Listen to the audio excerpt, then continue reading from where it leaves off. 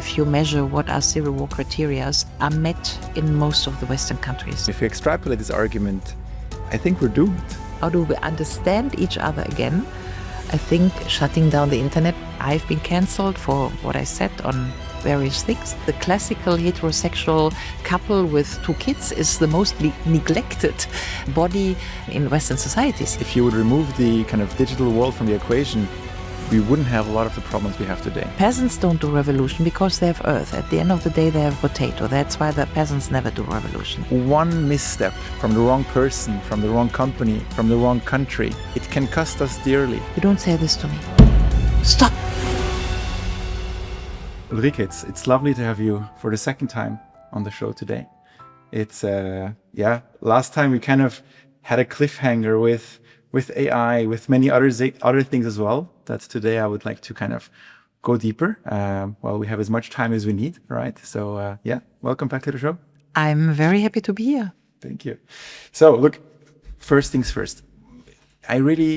What is really on my mind is this polarization, left and right. And I know you don't like these terms at all, right? So you can explain why in a second. But it seems like, these kind of political, even assassinations where it just goes too far, and I don't know, it's something, I think the first time I heard this was like in Japan, maybe 4 or 5 years ago, I think, now in the US, right, a couple of times, left and right. And it just seems like we're as polarized as ever, especially in the US.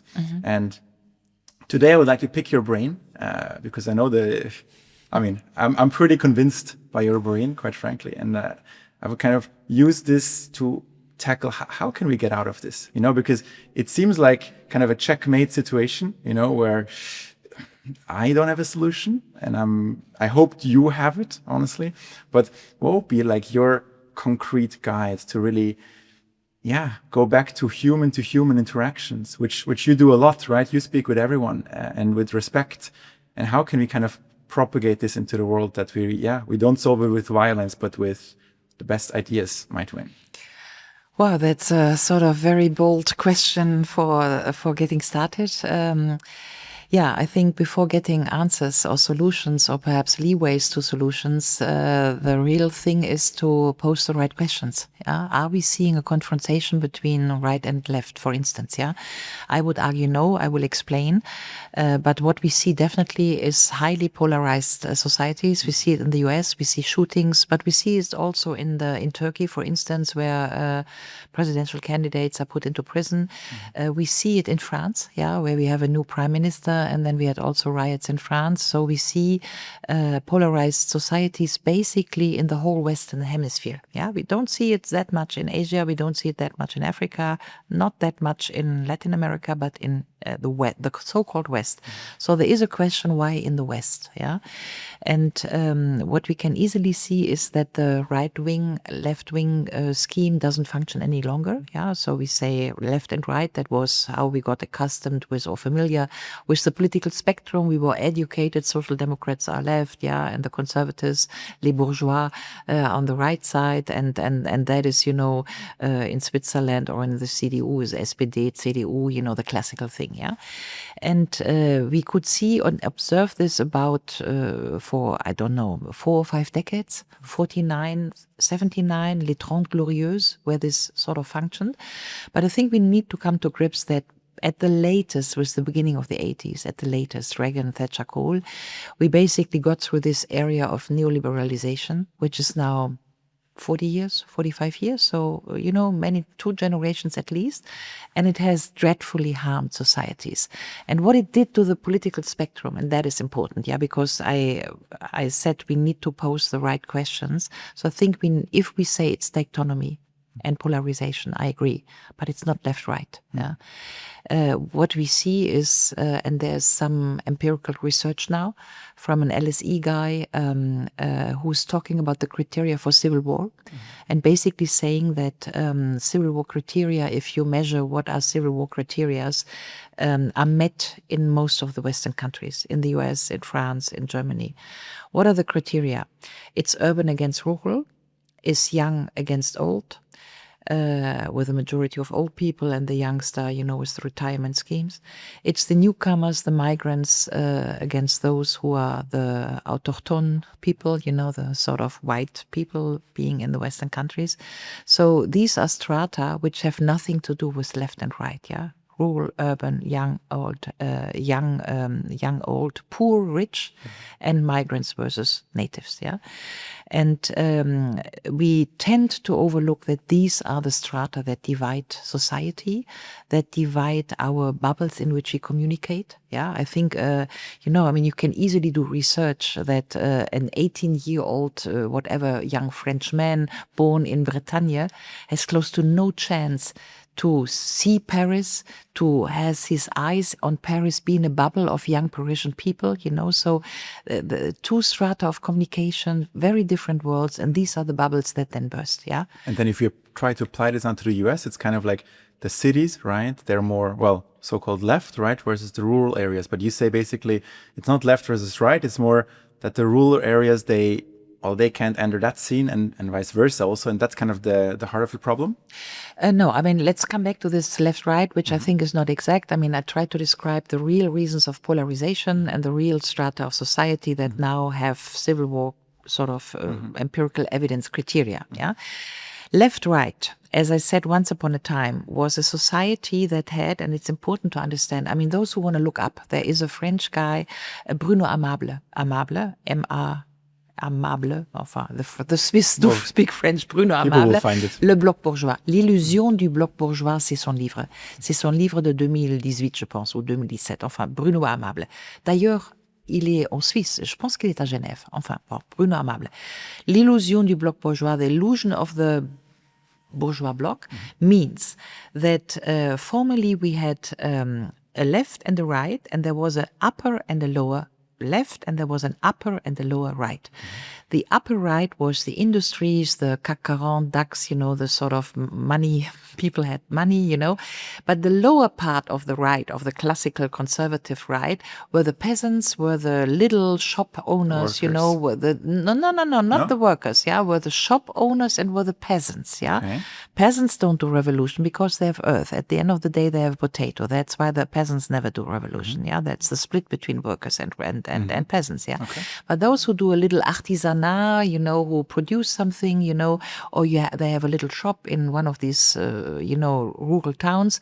So artisanat, commerçants, and peasants, are the lower right, mostly Catholic in ancient times, and and the upper right, that is the important thing.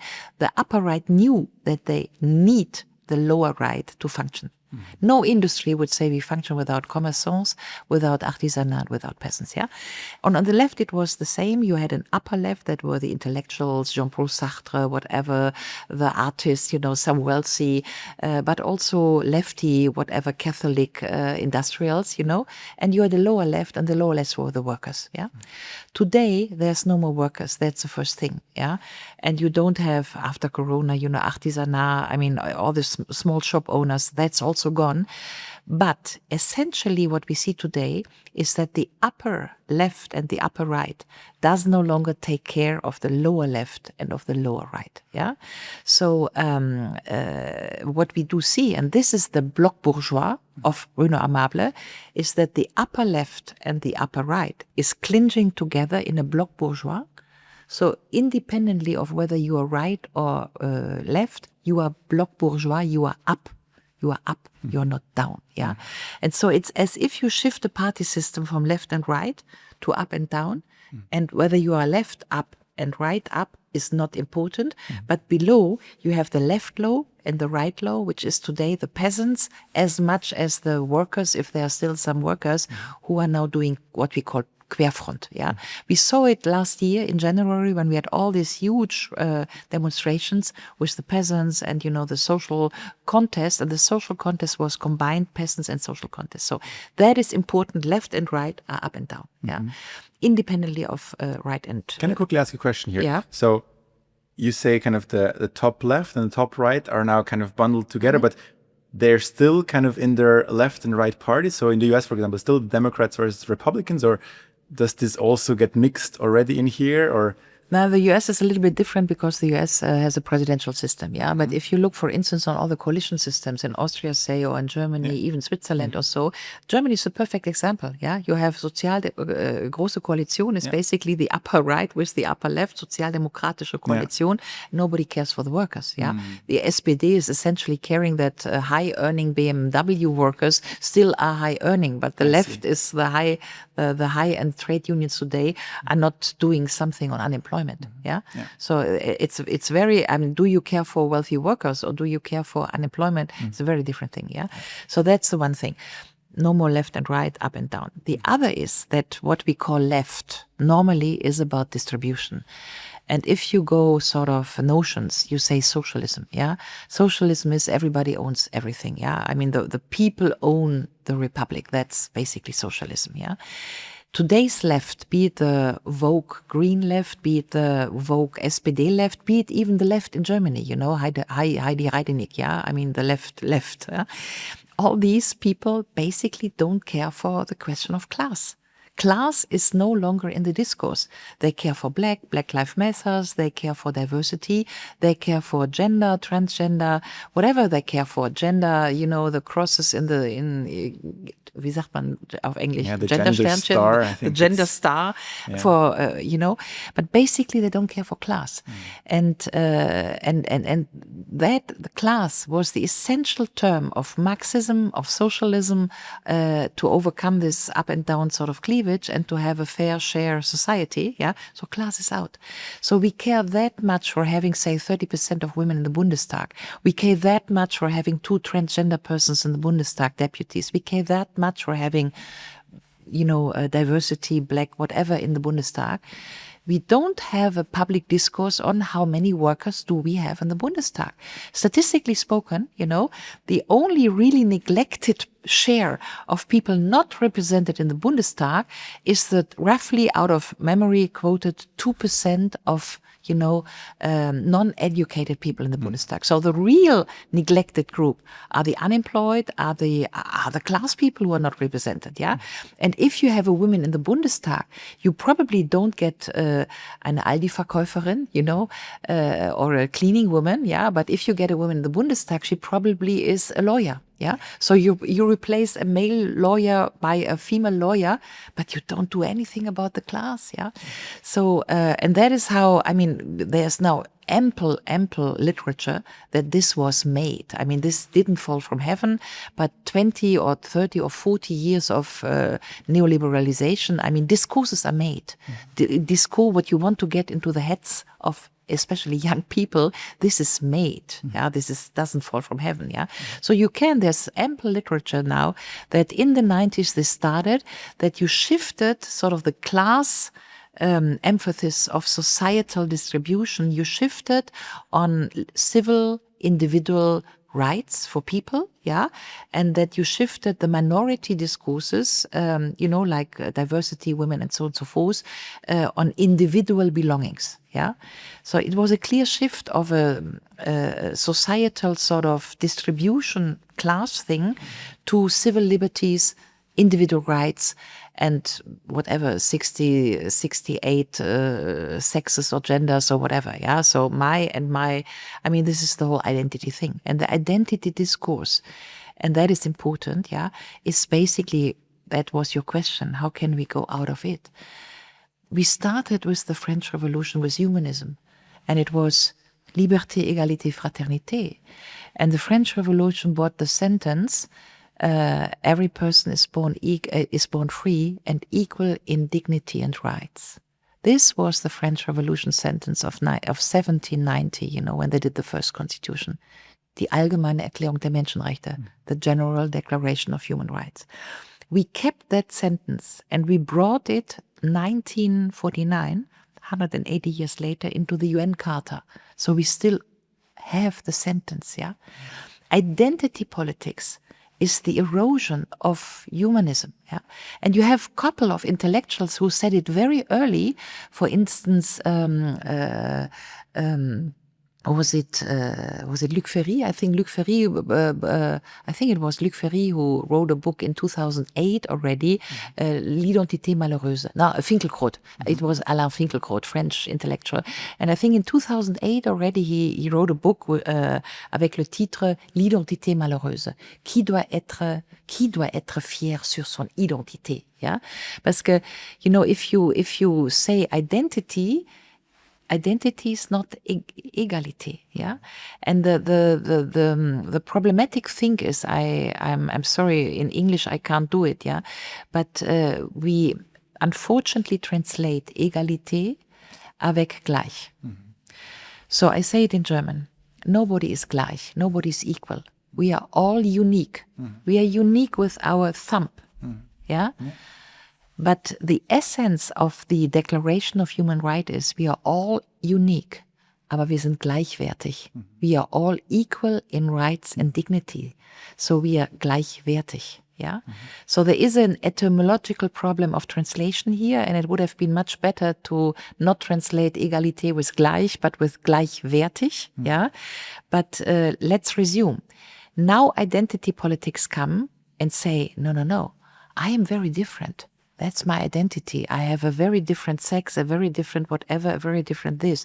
And that's why I claim special rights. I also claim that I'm a minority, and I also claim special protection, or I claim advantages, So you're moving out of the humanist sphere, which is everybody is gleichwertig, which is we are all unique and still gleichwertig. Let me be precise. Those who followed last year the inauguration of the Olympics in Paris, saw these bateaux, going down the Seine. I think, and there were 4 intellectuals in France who would choreograph the whole thing. Among them, I can't recall her name, Leila Chalini, one of the most famous French writers. I need to look the name up, but that's not important. What is important is the whole choreography, I think, wanted to enlarge from égalité, from liberté, égalité, fraternité, diversity. So enlarge the triangulaire of the French Revolution, yeah? But you don't need diversity and identity politics, which is diversity, if you follow my argument that everybody is anyway unique, but equal in rights. Then you don't need to have diversity to claim for special rights for you. Yeah. And this has been so dreadful and harmful for public discussions that now 40 years later, we pay a very high price. And that is where we have radicalized whatever groups, yeah, minority groups, radicalized groups, who now insist on their whatever speciality, special singling out, Antifa, whatever. Having the better argument, having the better identity polity, having the better whatever, yeah. And now the essential point is still it has nothing to do with left. It has much to do with post-ideological totalitarianism. That is the term. Post-ideologischer Totalitarismus, yeah. Because the so-called radicalized left, who were shooting probably in the US and elsewhere, who is no longer be able to be reached out to, this left has lost class since long and has lost any spirit of egalitarianism, and therefore has lost the capacity to be in dialogue because they wanted to be so special, yeah? But I think what is important to understand has nothing to do with left. Es ist post-ideologischer Totalitarismus. And therefore very bad, yeah? Disturbing humanism, disturbing enlightenment, disturbing what we learned, disturbing civilization since, say, 180 years that we brought up with, be that, I don't know, Tolstoy or Dostoevsky or, or Goethe or whoever, had enlightenment, Kant, everybody, yeah. But all this has been wiped away if now we come up with saying, oh, Kant, was he misogyn? Or was Goethe anti-Semitic, and then you plug identity on humanism and it's getting sour. But couldn't this be like part of the solution? Because I think most people would agree everyone is unique, and that's okay. And I think this is kind of the open mind you need to just, honestly, me personally, I don't really care what people are, how they are, as long as they're happy, because a happy human will really do good things in the world, and they can really kind of be in all the spectrums they want. If this is what makes them happy, just try to really be happy, in deep down, and really going back to accepting, yes, we are all different, and that's okay. And also kind of playing the card of, okay, we are different, you are much better at this, I'm also different, I'm much better at this, and we both play our strengths, and we don't need to kind of be put on the same level for all the things, because something you will excel at, other things I will excel at. Wouldn't that be kind of a good start? Because I feel like this is what most people really can get behind, and this kind of common understanding of, okay, we're all different, and that's okay. And, sure. But that's kind of as a starting point. That's totally two different things. I totally agree. Yeah, all different. Let him do this and that. Yeah, but what we see in the past years about identity, politics, transhumanism discussions, and so is precisely that you get state regulations defining how you should be, and marking society what should be believed. I mean, if you, for instance, have this law in Germany that every man can go to a town hall and say, I'm a woman. Yeah. There are things striving from this, yeah? And then you have all these questions whether a man who declares himself as a woman and then is imprisoned, does he go to a female prison or a male prison, yeah? So, but we are now legiferating this, yeah? So the problem is that this, what I call post-ideologischer Totalitarismus, so these identity discourses now sneak into real legal sort of definitions, yeah? I mean, and this is all the cancel culture about. I mean, do we have 2 sexes or 67 sexes? What is into the legislation, what is allowed, what is not allowed, and why some minorities should be preferred in difference to other minorities. That's what it's all about, yeah? At the end of the day, it's power structures, it's about queer, it's about whatever, homosexual, it's about then minority claiming special rights for them, yeah? And special rights for them, because your special identity is different than to consider everybody is unique, but we are equal in dignity and rights. Yeah. So there is this equality. I mean, we are all einzigartig, yeah, unique, but equal in dignity and rights. And the identity discourse makes differences basically in rights. And now the political process over the years has been showing that this has been sneaking into legislation in the Western countries. And so you basically have minority discourses now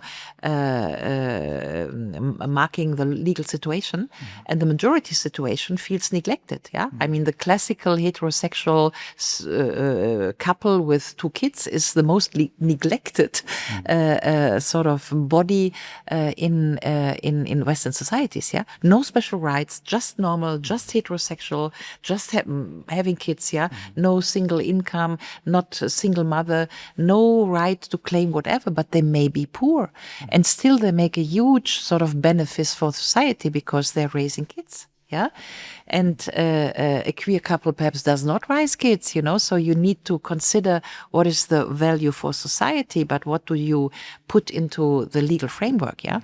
And that is, I think, if you could consider the shooting of Kirk, yeah, who was conservative, yeah, would basically would reach out. By the way, Bernie Sanders did a marvelous little speech on this, defending American democracy and saying democracy and free speech is about you reach out to people.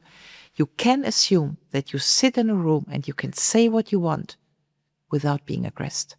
This is the bottom line of free speech and of democracy. And we lost it. I mean, I've been cancelled for what I said on various things. Many people have been cancelled in Germany. And we see now that it's even getting more radicalized, that people are not only fired, sanctioned, whatever, I mean, there were a lot of, Gaza. I mean, there are other examples. Yeah, you say something on Gaza, basically you're out of faculty. So where there is good protest and bad protest now. Good protest is the diversity protest, transgender protest, woke protest, queer protest, yeah.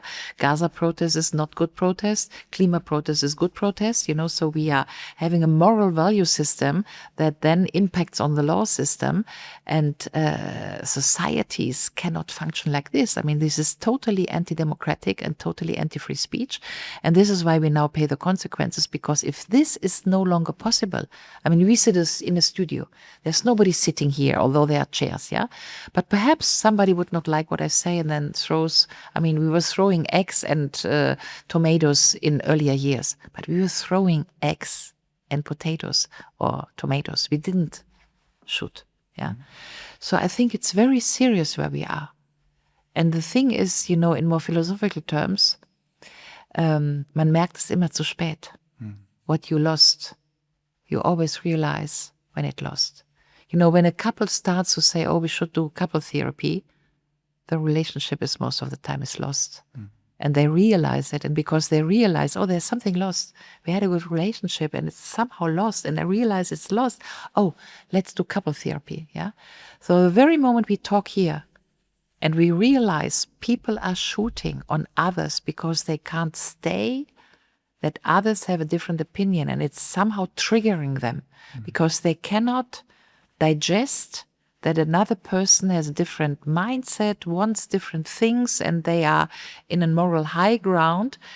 And the high ground is also then on Twitter celebrating that the person has been shot. Yeah. I mean, this is what is happening right now. Then you would probably need to say that democracy and free speech are already finished. And what we are now doing, we here discussing it, is that we are trying to discuss the process, what we are experiencing. We are trying to digest the lost. Yeah, it's really what I'm trying to do here. I'm really, I'm kind of trying to shift the conversation from left, right, right, left, good, bad, bad, good, whatever it might be, to, how can humans just, again, come together and really, from human to human, no matter what you think and believe, and just may the best idea win.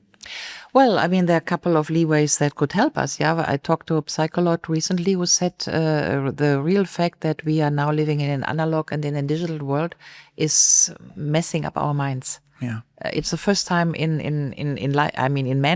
mankind that we have two universes. The metaverse, and the analog world, So our mind is not adopted to, am I now sitting? Is the table real? What is this table? Are you real? Is this mic real? Or am I in, digital setting? And what happens is cognitive dissonance. And then the digital world is easier. ChatGPT tells you what you want to hear. You post your dinner of yesterday, you get likes. I don't get a like because I'm here, you don't cherry me. The analog life is ugly. I have wrinkles, I'm not as beautiful as in a digital setting. So analog world stings. You have, whatever, it's real. Yeah. The digital world has no senses. It's in a way senseless. It's very important to understand that the digital world is literally senseless. Don't smell. Yeah. And therefore it's more beautiful because we're not confronted with all our ugly sides. Yeah. And so people are going into this digital world and they lose, that's what the psychologist said, they lose analog skills. Analog skills, for instance, I put this out now, because it's getting hot with the camera. But analog skills is defend yourself. Somebody hurts you and you say, no, you don't say this to me. You don't run to the teacher, oh, he said this to me, but you say, no, you don't say this to me. Or stop, we lost what in German you would call Wehrhaftigkeit, defending yourself. So we also lose judgment capacity because the internet tells us what to do, what to think, and so we lose basically. If you say, well, why is this no longer possible that people listen to each other and we just meet as persons and interact, it's because we have the digital world in competition to the analog world, and the digital world is easier, more beautiful, smarter. You get immediate. How is this? I mean, for instance, young men, yeah? I mean, if you do these computer gamings, yeah, you get very instantly crowns and whatever, you're the hero and you get 500, whatever, you get 500 crowns, yeah? If you just swim in a lake, nobody gives you a crown. It's probably much better for your health and for your soul, you know? So if we are losing soul, if we are losing senses, in the internet, because most people are digitalized, yeah. I mean, let's start with very simple things. I'm 61 years old now. I realize that youngsters below 30, and there are studies about it, can no longer phone. What they do is at best text message, yeah. I speak in a voicemail and then I send the voicemail, yeah. So what does this say? Okay, you say you don't want to disturb the other person.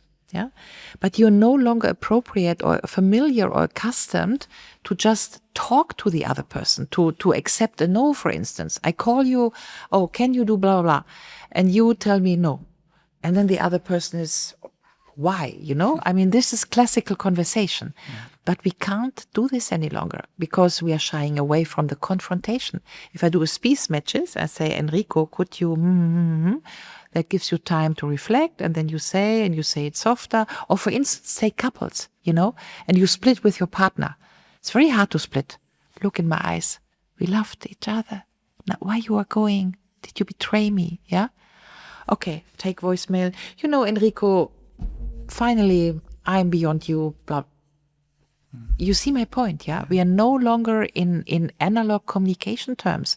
And so at the end of the day, if this is one element and an important element, I think the only reaction we have is aggressive and body reaction. And at the end of the day, shooting, what we experienced now in the US with Charlie. I think this is what we need to reflect. Mm-hmm. But so in a way, kind of you're saying maybe 30, 40 years ago was better, because back then when you had a presidential debate, well, it was back then man to man, right? I mean, today is also women and men really arguing the best ideas. And what I'm hearing now, and please correct me if I'm wrong, it's kind of now we have these two worlds, right?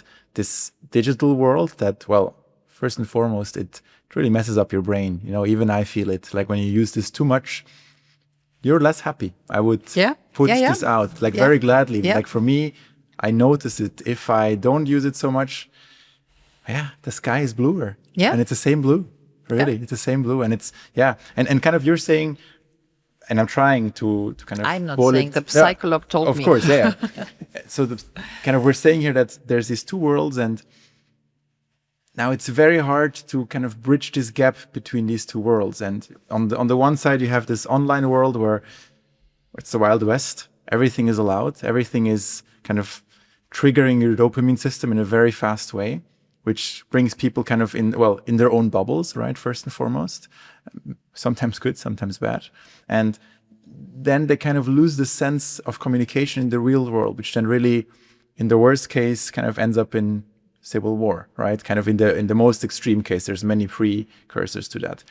Well, I didn't say it again. It was the psychologist telling me. I think it's a very important point. But there's a lot of research, and I put some in my last book, Zeitenwenden. Yeah, there's the first chapter about it, that we lose haptic capacities. Yeah, the table is here. Yeah, I mean, for instance, you tell a child 5 times, don't put your hand on the stove. And basically, it learns when it goes through the to the hands. Yeah, so I need to do this in German. Yeah, but you can understand much.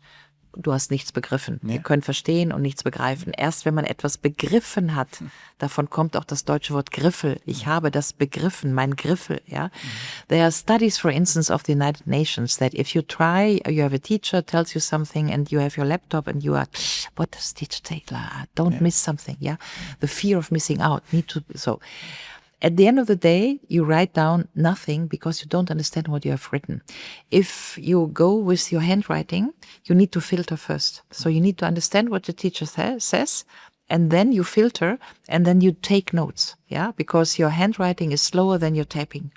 And only if you handwrite, if you digest and filter before, then what you put on your paper is what you can memorize. That you understand the next day when you read your notes, you can understand, yeah? So, I mean, I could do, you can even, in a very pathetic way, say that this is the essence of Christianity, yeah? Which is, was nicht durch den Körper gegangen ist nicht real, ja? Die Kreuzigung, ja? Die Leidensgeschichte. So basically, body have memory, ja? Und was der Körper nicht verstanden hat, hast du nicht verstanden. The Buddhism is similar, yeah. Buddhism says, don't believe anything you haven't experienced yourself. Experience, you have been going through, yeah.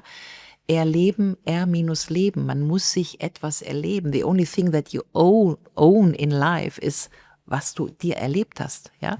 You have millions of money, ja, die irgendwo auf dem Bankkonto sind. Du hast nichts erlebt. You are very poor, yeah. So, I mean, all this is very spiritual, but the thing is that the internet basically pushes us away from it. Yeah. The internet is not haptic, yeah. The internet, for instance, has no pagination. If you read something in the internet, you have not read it. You search something, hyperlink, hyperlink, hyperlink, you go deeper, deeper, deeper. 10 minutes after, you don't know, what did I want to look up? Oh, hyperlink, hyperlink. I wanted up to, a book has pagination, and our memory is haptisch. Yeah. So if you read a book, most of the time, even years later, you would know, oh, in that book, I think it was in the last third that I need this thing, yeah? And then you go, and most of the time you find it. And there is something about localization, yeah? And the internet has no localization. So the internet is basically, again, senseless, yeah? It doesn't give you localization. It doesn't give you senses, doesn't give you soul. So it's, in a way, not real. But still we are going into this internet. So there is a real, I mean, we are talking transhumanism. There's a real question here, what mankind will do. And if your question is, how do we get out of this? How do we understand each other again? I think shutting down the internet would just be the first step. And it's what we're doing. Look at school regulations in France. No more cell phones for young kids up to 14. Look at New Zealand, Japan, Denmark. I mean, there are now a couple of countries who have understood it, yeah, that it's really bad. I'm not against AI. I'm not against cell phones, yeah. I'm just saying you need to use them like formerly we used, a calculator, yeah. And but today what you make is that you make kids dependent from it. And they lose the capacity to look at the stars and to find north and south and to lose a compass and to, I mean, most people don't know the streets they're in. Yeah.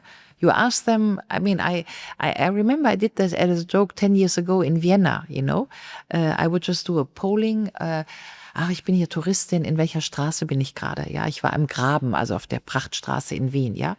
And most people took their cell phone. And then you feel like, okay, you are walking here. Don't you know where you are? You need your cell phone to tell you where you are? I mean, but again, I do not want to put it exclusively there. If we talk why we lost capacity to interact as humans, it's always multi. But I think it's a part of the problem, and probably a big part, because I never thought about it this way, honestly, until right now. I never thought about that we kind of build up this parallel world, right? It's like a whole new world, and it's much richer for our dopamine system, this world than the real world, as you pointed out. More seducing, not richer. It's not rich. It's totally empty, but it's more seducing. For the dopamine system. For the dopamine, for the dopamine. It's much richer. Yeah. And I'm not saying it's a good thing. I'm saying it's a terrible thing. So we're completely agreeing here. But I just never thought about this. And I also never thought about that this means that we unlearned how to be, a real human, really. And I mean, you can go very deep. For instance, most 7-year-old today can no longer stand on one leg, can no longer walk backward, which are essential capacities to then learn mathematics. So if the Romans will say mens sana in corpore sane, which is you are a little bit sportive and then you're good at school, this is not a saying. There is, I mean, if you play a music instrument, piano, for instance, and then you look at brains of piano players, you have much more wie sagt man? More neuron connections. Connections, yeah. Like for me, for instance, I do a lot of yoga, yeah. Headstand is the same. If you, I do headstand. If you do headstand, the brain, there are more connections, yeah. It's like music playing, yeah. But it's fine motoric in general. Again, standing on one foot, doing bicycle, swimming. Corona was also a huge drain on the youngsters, yeah, because people who swim, bicycle, all this, I mean, all these fine motorical qualities have been dropping out. And the problem is not only that the kids can no longer stand on one leg, the problem, and helicopter parents, no more risk, total risk observed. People can no longer learn with their fingers, yeah. But then again, you don't learn math good because there are some brain things which the brain can't produce because your body doesn't allow you to do good math. I give you another example. Because we have now this again, it's multifold. There's not one reason why society today is so and so, first. Second, I would never say everything was good in the past. This is nostalgia. And when you start to be nostalgic, you're getting old. I don't want to get old, yeah? So it's just like we're going through something, and what we are going through is sort of heavy. We are making, as mankind, collectively, interesting experiences, which is everybody's digital and what does it does to us. And then we see, oh, there is an impact on society and now there are shootings and perhaps there's civil war. And so we say, okay, do we want this? So we are in a huge learning curve. Yeah. And in a huge humanism, transhumanism sort of thing. And I think we are in the process of figuring out, is this good for us? Do we want this? Can we stop it? Yeah. I mean, these are the questions that we are now basically dealing since millennium. But if I really think about it, I'm pretty sure if you would remove the kind of digital world from the equation, we wouldn't have a lot of the problems we have today. Like, if you actually think about it, you end up at this conclusion. Yeah. And it's, I mean, nobody can play cards, I mean, when I was young, everybody was playing cards up to 4 p.m., a.m. in the nights, yeah. And then we obviously would drink alcohol. We would even smoke, yeah. We were not that sort of everybody gluten-free nutrition and healthy, yeah. But in a way, we were much more healthier than the kids today, yeah. It's very interesting, yeah, because, but what I wanted to say about risk, I think a very second factor is, let's call it helicopter parenting and risk averseness. I mean, risk averseness means that you don't allow kids to train their body and to do the experiences that I mean, charnel, going through the body. Yeah.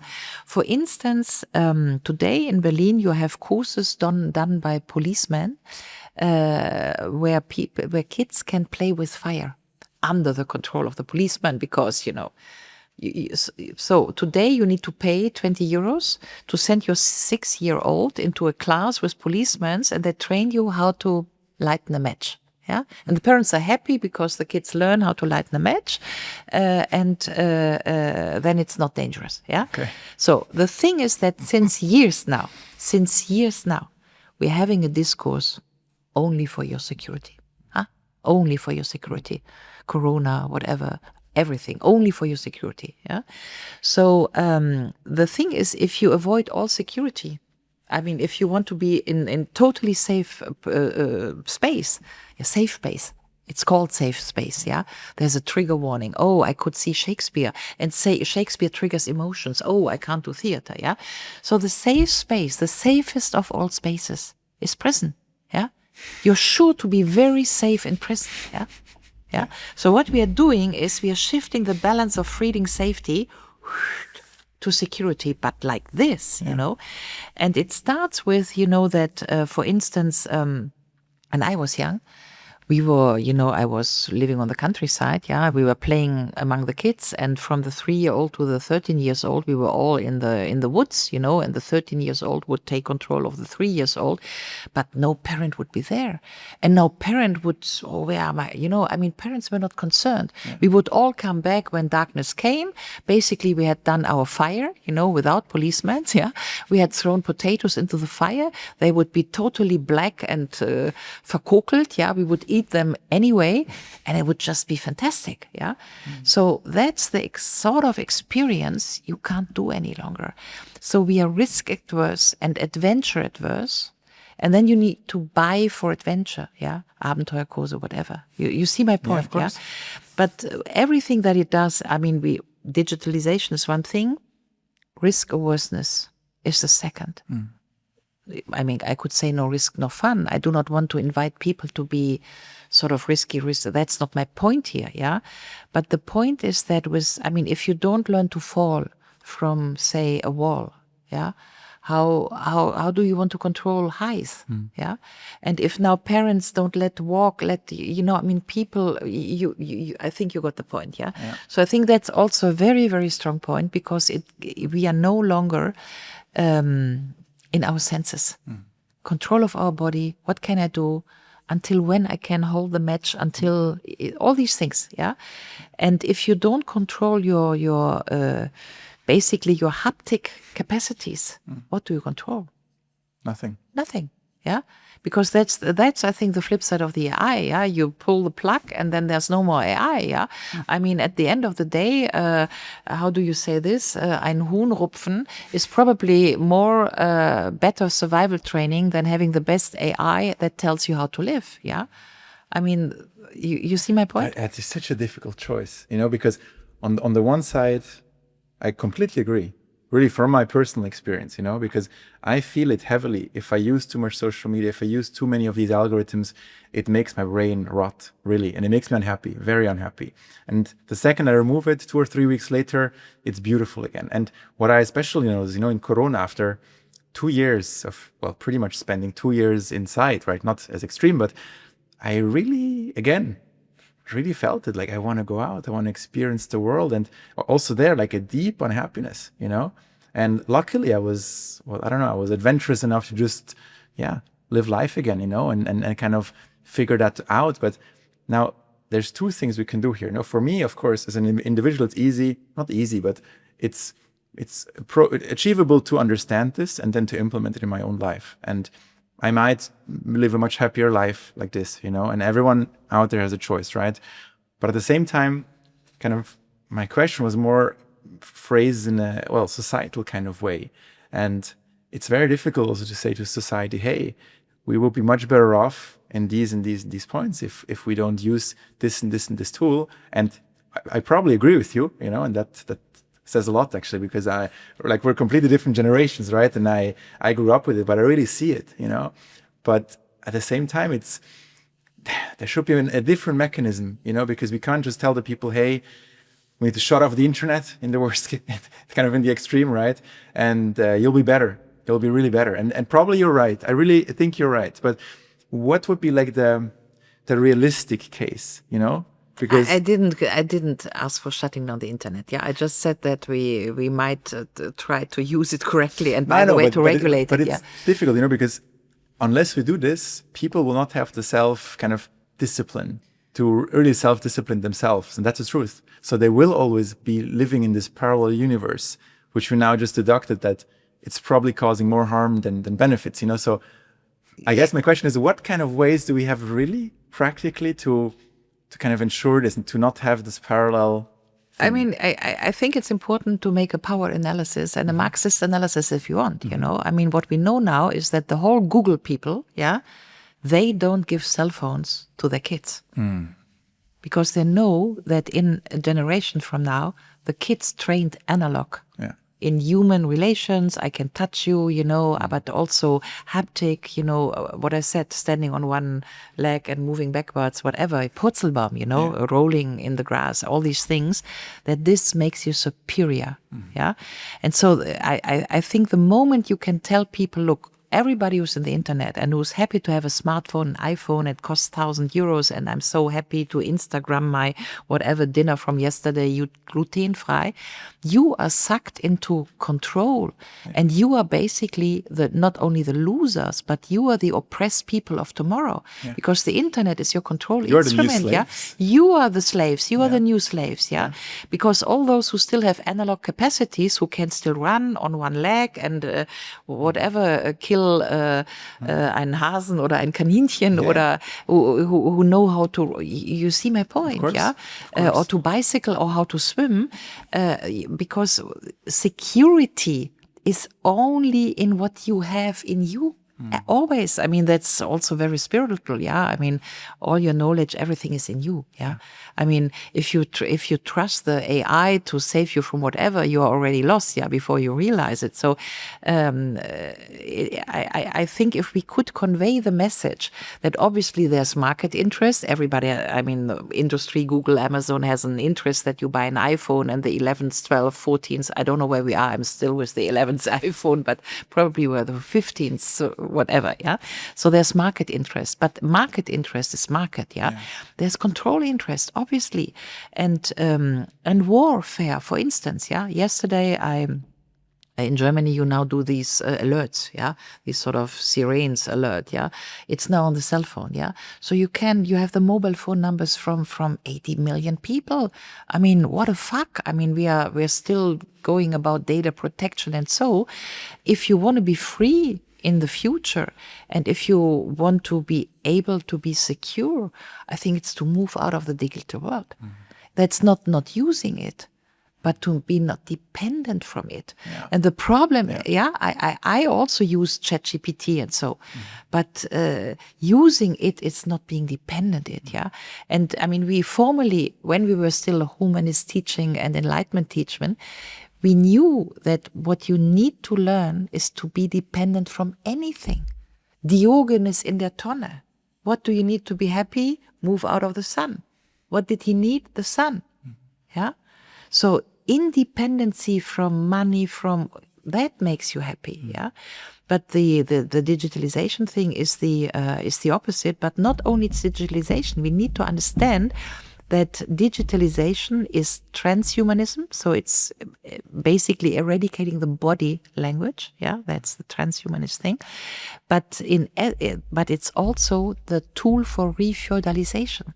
And if now the Google people don't train their kids digitally, but they want to live them analog until whatever, 14, 16 years, they succeed that their kids are able to use AI, but to use it without being dependent, because they're still formed or educated in an analog way. Yeah. So the most important thing is go back analog. I mean, analog education, and then we have the tool of these supercomputers, and then we may find out what they can give us, you know. But I think it's that is very important. And the moment you understand that the new feudal class is analog, and the new sort of slaves, if you want, so slavery, the modern slavery, yeah, is the digital iPhone community, yeah. Those people who think I'm super market driven, whatever, I'm Vogue urban, sushi eating iPhone sort of people, because most of these people feel themselves superior, yeah. And to make them understand they are not superior, but that the peasant who can still shoot a rabbit and know how to plant a potato is perhaps superior because he's independent and he still has his body, I think then we have a different discussion, yeah. Because the superiority today, and that comes back to the this left-right ideology and the whole thing, is that the urban class feels superior about the left behinds, how you say, yeah, the overflag country in the US. I mean, overflag country, yeah. San Francisco, New York is overflag country, yeah. Pfft. I mean, what is this if we talk like this? Yeah. Or you look at high-speed trains. You know the trains who go whatever Budapest, Paris without stopping. Yeah. So what is our human and humanity vision? That the people between Los Angeles and New York are overfly people. I mean, if we take them for serious, I think we would have good human context. Yeah. And so the digitalization is one thing, but to understand that digitalization has much to do with an urban, cosmopolite, not to say refeudalized class, and that this class seeks to gain control. Yeah. That's quite different thing. And so I think a Marxist analysis is really important here. Yeah. We're not only talking digitalization. We are not only talking helicopter parents. We are talking Marxist triggers, I mean, capitalist versus Marxist sort of control features of society, yeah. I would have never thought, but I think I agree. Good. Honestly, I really think I agree. And It's a difficult thing. It's a really difficult thing, because if we kind of extend this argument, if we extrapolate this argument, I think we're doomed, because in a way, and I mean, I'm an entrepreneur. I'm probably, as kind of capitalistic as you can be, or at least I thought, But if you kind of extrapolate this, and if you just really purely follow the money, it will mean that, we will maximize slaves on their phones. No, that's not even this. I mean, we will talk capitalism a second later, but your problem is that you are perhaps, or probably, or likely, that in some time soon you will get electronic central bank, So you're working hard, get electronic money, no more transaction, which is offline. So you're under total control. And if tomorrow somebody said, Enrico, he did a podcast with this Mrs. Guérot, and she has been cancelled, so we need to cancel Mr. Mayor also. One click, and your money is gone. And people don't realize. And then capitalist or not, that's not the thing. So it's just like where is the power mechanism of basically making you lose your things? Well, I think is exactly these two things. Like I agree. If you follow kind of this path into full digitalization, this is where you will most likely end up. And it's not a pretty world. It's not a world I would want, honestly. But at the same time, going back to kind of the political theme, if you follow this kind of theory further, you will keep having these people in the digital world and not so much in the offline world, and they will lose sense for it. And I never thought about it like this, but I think I agree that this can be the source of a lot of these problems. And I'm saying basically we will never be able to remove that, because this is kind of, dictated by these algorithms. And these algorithms, the more we look at them, the more money they produce. That's literally it. That's horrible. So let's be creative, because you want to be creative about, there is a real question whether you can roll this back. Not saying that I want to roll this back, just that's the problem. And, the arts always does it best. So the first novels are written. The first novels are written about the fact that humanity will split into those going metaverse and those staying analog. So you have these novels written for 2080, and then it's very funny to read how this will be. And then obviously a question is whether these urban, whatever, cosmopolitan, digitalized communities, mostly urban, will then try to oppress the analog land people, because then we are really discussing democracy. Is everybody still equal in rights and dignity, or is the digital community saying no, you are the slaves? I think that's then the pattern of this. The power play will then be, are the analog people, because they still have resources of their own, spiritual, haptic resources, will they be the superior sort of species, or will the digital community be the superior species because they have the power instrument? So it's an open question, but you can read funny novels about it. Well, I think probably unfortunately, the people who extend themselves with technology will be superior, but that's a very bad thing. Because that's why it's dangerous what we're doing. And we didn't talk robotics, and we didn't talk AI. What is coming? It worries me. It's and what the robots can do. The drones. For instance, we will have to. Civilizations can die. Let's face it. The Mayas, the Incas, the Egypt. Civilizations can die. So it might well be that we are whatever Western civilization, or 5,000 years, roughly, since Latin, the Persian Empire, and that something dies. It's such a civilizatory sort of 5,000 years circle, and now something new is coming. Let's call it metaverse. I don't know, and we are going through the transition, and we can't stop it, I don't know. I don't know all these things. But what I think it's really dangerous, because the more let's be very concrete. For now, we are doing the cloud. In the cloud, we are copying all books. That's where the IE, you ask ChatGPT, and it's all this information that has been digitalized.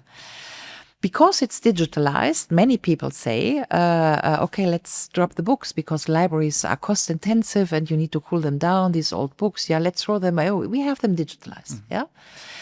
If they are digitalized, if we are running out of energy, who gives us back die Hegel Gesamtausgabe? Who gives us back Marx?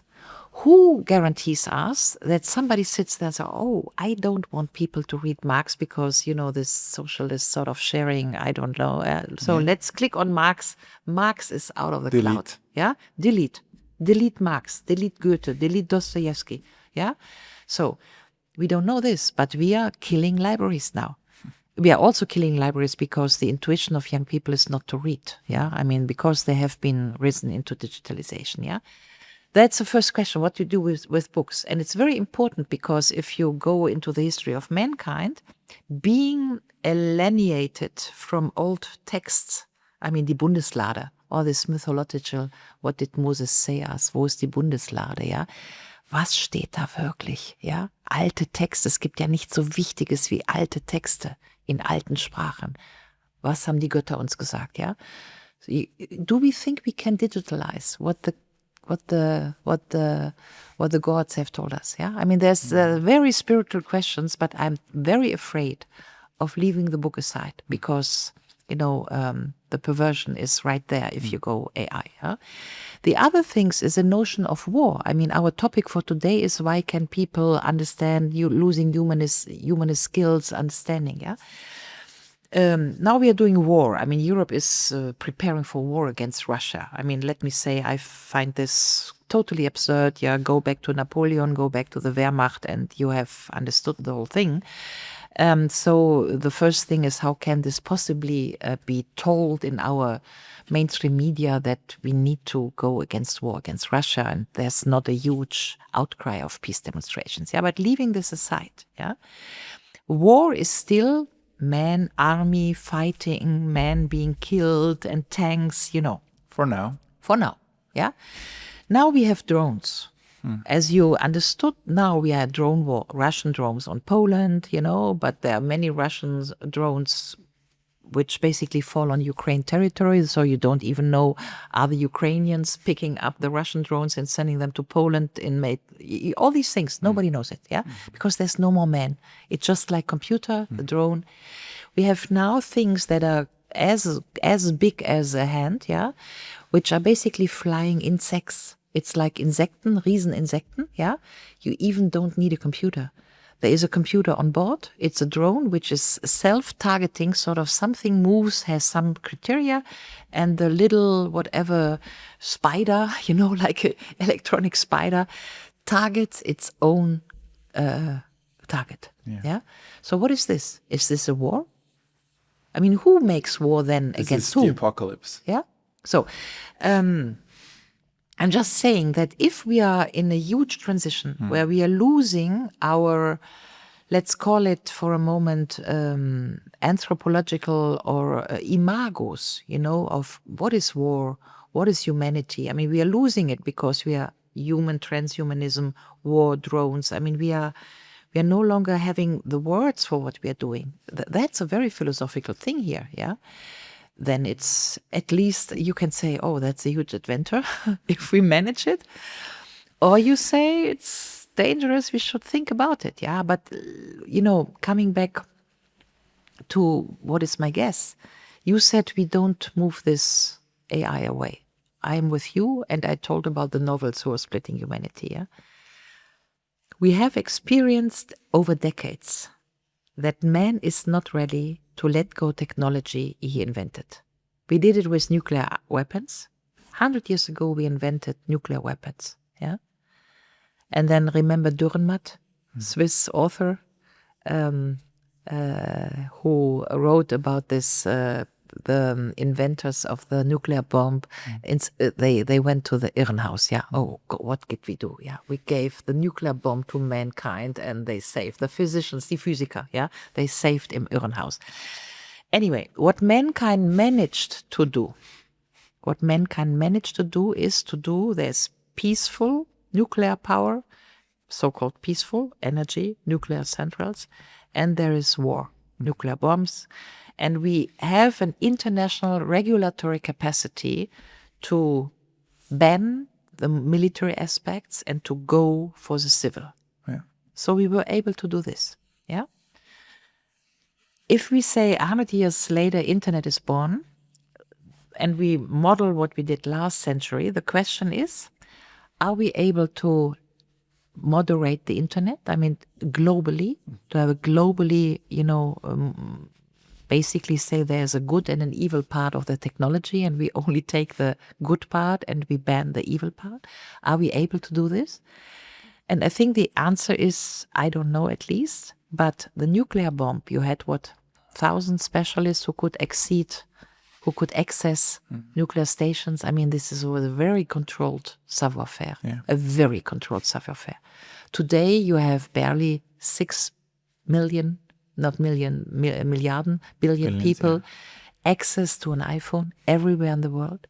So the control capacity and the regulatory capacity is much, much different, So you could basically control nuclear centers. You could even control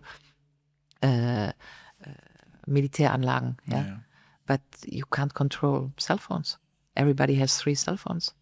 So I think we are confronted with a very different amplitude of what we are going through. But,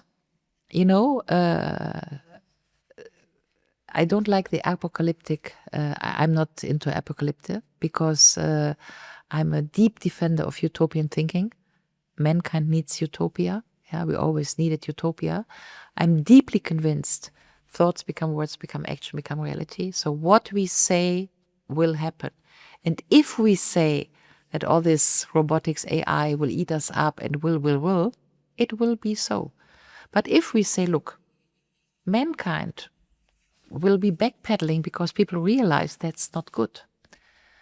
And there is a counter movement already, The 20 years old, I think there's already a little, I mean, it's always cyclical, So the real question is, when will there be a counter-cyclical sort of anti-AI, anti-robotics sort of thing, And will it be bold enough?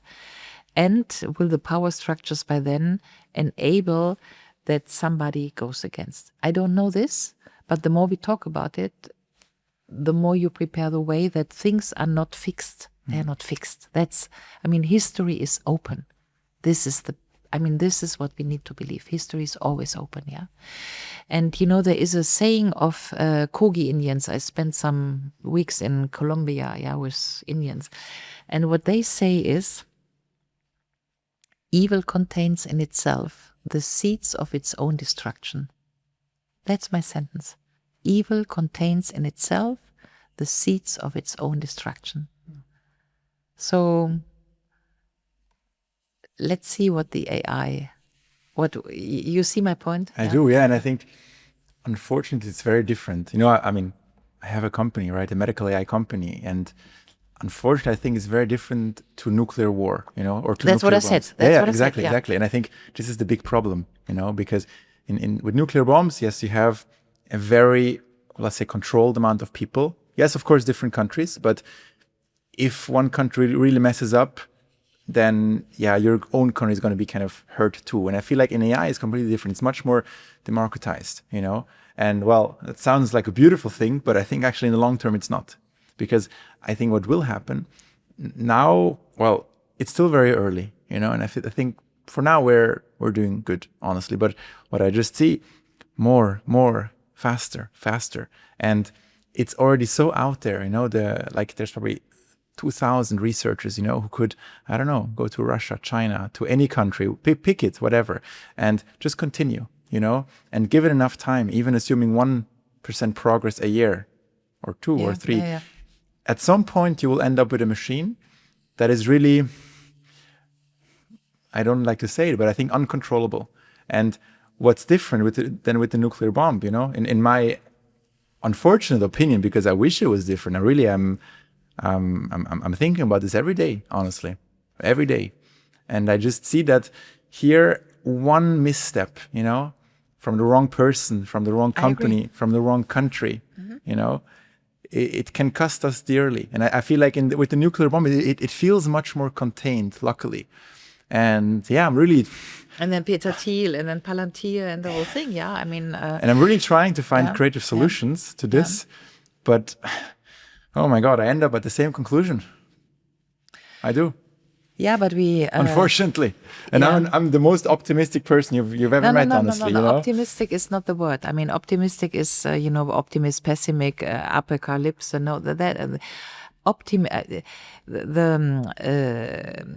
the real sort of thing is, Optimismus ist nicht, dass die, Optimismus oder Hoffnung, Optimismus ist nicht, dass die Dinge besser werden. Optimismus ist, dass man das Richtige tut, auch wenn sie nicht besser werden, ja. So I'm not naive. I'm not, naive, yeah. So I see all these dangers, yeah. But if we are talking mankind and what we do, is that we never ever renounce on hoffen, träumen, glauben, yeah, that we will move out of this. That's again what the Kogi Indian said, yeah? Evil contains in itself the seeds of its own destruction. You had Goethe in Faust, yeah, writing about homunculus, yeah? It's old as the man dream that man wants to create man in a little, Reagenzglas, whatever, yeah? So yes, they came very far, very, very far, yeah? I mean, you can pull on other tendencies of transhumanism, for instance, yeah, with all these, I say this as a woman, yeah, because I think transhumanism is sort of the leeway for basically eradicating women, because today you can buy eggs, yeah, you can, and then you bring the eggs, you in vitro fertilization, and then you give the eggs to a Leihmutter, yeah. So the real women between in vitro and a baby that is a newborn that is saved, yeah, is 24 weeks. 24 weeks, you need a real women, yeah. You can take a frozen egg, you can, 24 women, the baby survived. 24. So women are needed for 24 weeks, yeah. So I could do a meta-theoretical argument about what is happening here, yeah. But that transhumanism, I mean, there's you can do gender or feminist theory, not gender theory, yeah. That basically this instinct, yeah, to create life, yeah, is the most life and blood, to create life and to make the women as the spender, as the donator of life, to make it superflu, yeah. But I tell you, it doesn't work, because don't forget, with all the science we have, with all the robotics we have, with all the AI we have, we know each and single element of what is in blood. Nobody can produce blood. We are still with homunculus and Faust, yeah. Same for milk, yeah. We know what is in milk. If it was so easy, we could say, okay, this is this. Let's do milk. We can't produce it, yeah. So it's something like magic, or there is at least 90% of what we haven't understood on what holds the world together, to be with Faust again, yeah. Was die Welt im Innersten zusammenhält, der Pudels Kern. I think we are not much farther than Faust in 118 something, yeah. So I see the danger, yeah. But again, hoffen, träumen, glauben. I think it's going to work out. It's going to work out, yeah. It's going to be fine. But we need to do podcasts like this, and we need to be, alert, and I mean, sich Mühe geben. Yeah. I think commodity will kill us, not the IA. Commodity, and commodity you go against with education. You say, oh, that's what we discussed. Yeah, go swim in the lake. It's better for you than going on a digital war game. Yeah. So if we need to keep curiosity. I mean, I said träumen, hoffen, glauben, but curiosity, Neugierde. What do you want to know? But you want to know, you want to experience, and not the AI that tells you something, yeah? And this is the human instinct. What I want to know about you, why I want to know you. Who are you, by the way? Can you tell me? Yeah. And I think the more we focus on this, and again, I'm with you. We need to restart from scratch. I have a good friend of mine is professor in a German school. talk we talk about what the 5, 6, 7, 12 years old now do. She also has a lot to say about what Corona did to the kids. Yeah. Also in terms of not liking other. They came out of Corona, especially those who had the first school year when Corona started. So the first 3 years were totally, rotten. Yeah. And then they came back to school, but they were already 8 or 9. And then they hadn't learned how to interact. So many things of what we now experience in lack of human behavior, has to do with Corona. It was not trained. Human skills were not trained, yeah? And then you have the 16, 14-year-old who say, you stole us 3 years. The 3 years you would normally party and do some drugs, whatever you do at, between 14 and 60. So there is experience. An experience you cannot recast. You cannot, And the moment we talk about this, and the moment we talk about what the digital world cannot give to you, which is experience, I think something will happen, yeah? So in a way you think like humans have a self-correcting mechanism, like humanity as a whole, Always. right? That Always. at the end, our big goal is to reproduce, right? And to kind of give the genes further. So you think kind of inside of humanity is this deep belief that we're going to figure it out for the sake of our race, basically. Yeah, I think. I hope so. Yeah. We didn't discuss other things. Yeah, Elon Musk is going to Mars, and will we see other intelligences? Are there UFOs? I think the adventure of our time is that we are discussing much more openly many questions that have been banned before. Yeah, there's a huge UFO discussion. So we are talking about external intelligences. Why shouldn't there be any? Why shouldn't there be in all these Milchstraßen milk? It's highly likely. It's highly likely. So I guess we are really stretched to our, intelligence, but not only intelligence, but intelligence embodied intelligence. Ja, Vernunft und Verstand. Ja. Vernunft ist durch das Herz gebrochener Verstand. So there is also a moment that you realize that the best intelligence does not keep you away from shooting, but your heart does. Yeah, and I think perhaps the whole digitalization robotic thing is to make us learn this. I don't know it. Yeah, but if we started this talk with the question, why can't we interact humanly again? Yeah, the answer is probably very profound. We forgot about our heart. And we forgot about that heart is the driver of everything. Do you know the letter of Albert Einstein to his daughter? Read it. Google Albert Einstein Brief an seine Tochter. Yeah? Meine liebe, I think Irene. Yeah? And then he goes, I'm the most important physician, blah, blah, blah, and I try to do relativity theory. So the one thing I couldn't prove, although I know it's the most important thing, is that what keeps together the earth is love. There is a physical principle of love, which is empirically not accessible, but my daughter believe it. Yeah. So this is not from a priest or whatever. This is from Albert Einstein. Yeah. So again, the more the more interesting thing is, why don't we read these texts any longer? Why do we have school system that only focuses on MINT, medicine, engineer, nature, and technique? Because then you go digital, yeah? But if you learn Goethe and the letter of Albert Einstein and whatever you could learn on the other side of the equation, yeah, then perhaps people would match the spirit, Geisteswissenschaften, mit Naturwissenschaften, yeah? Geisteswissenschaften, yeah? So go there. Ciencia, la science, ciencia. Now we had with Corona, follow the science, yeah? Science, conscience, conscience, yeah?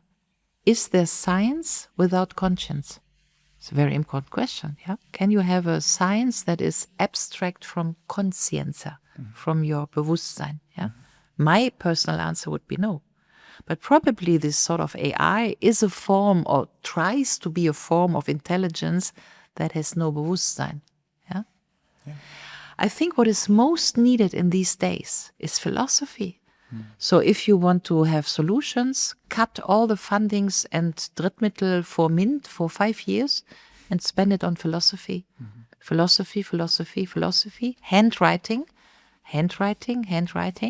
Make people have a handwriting which is an individualization, yeah, and a handwriting that another person can read.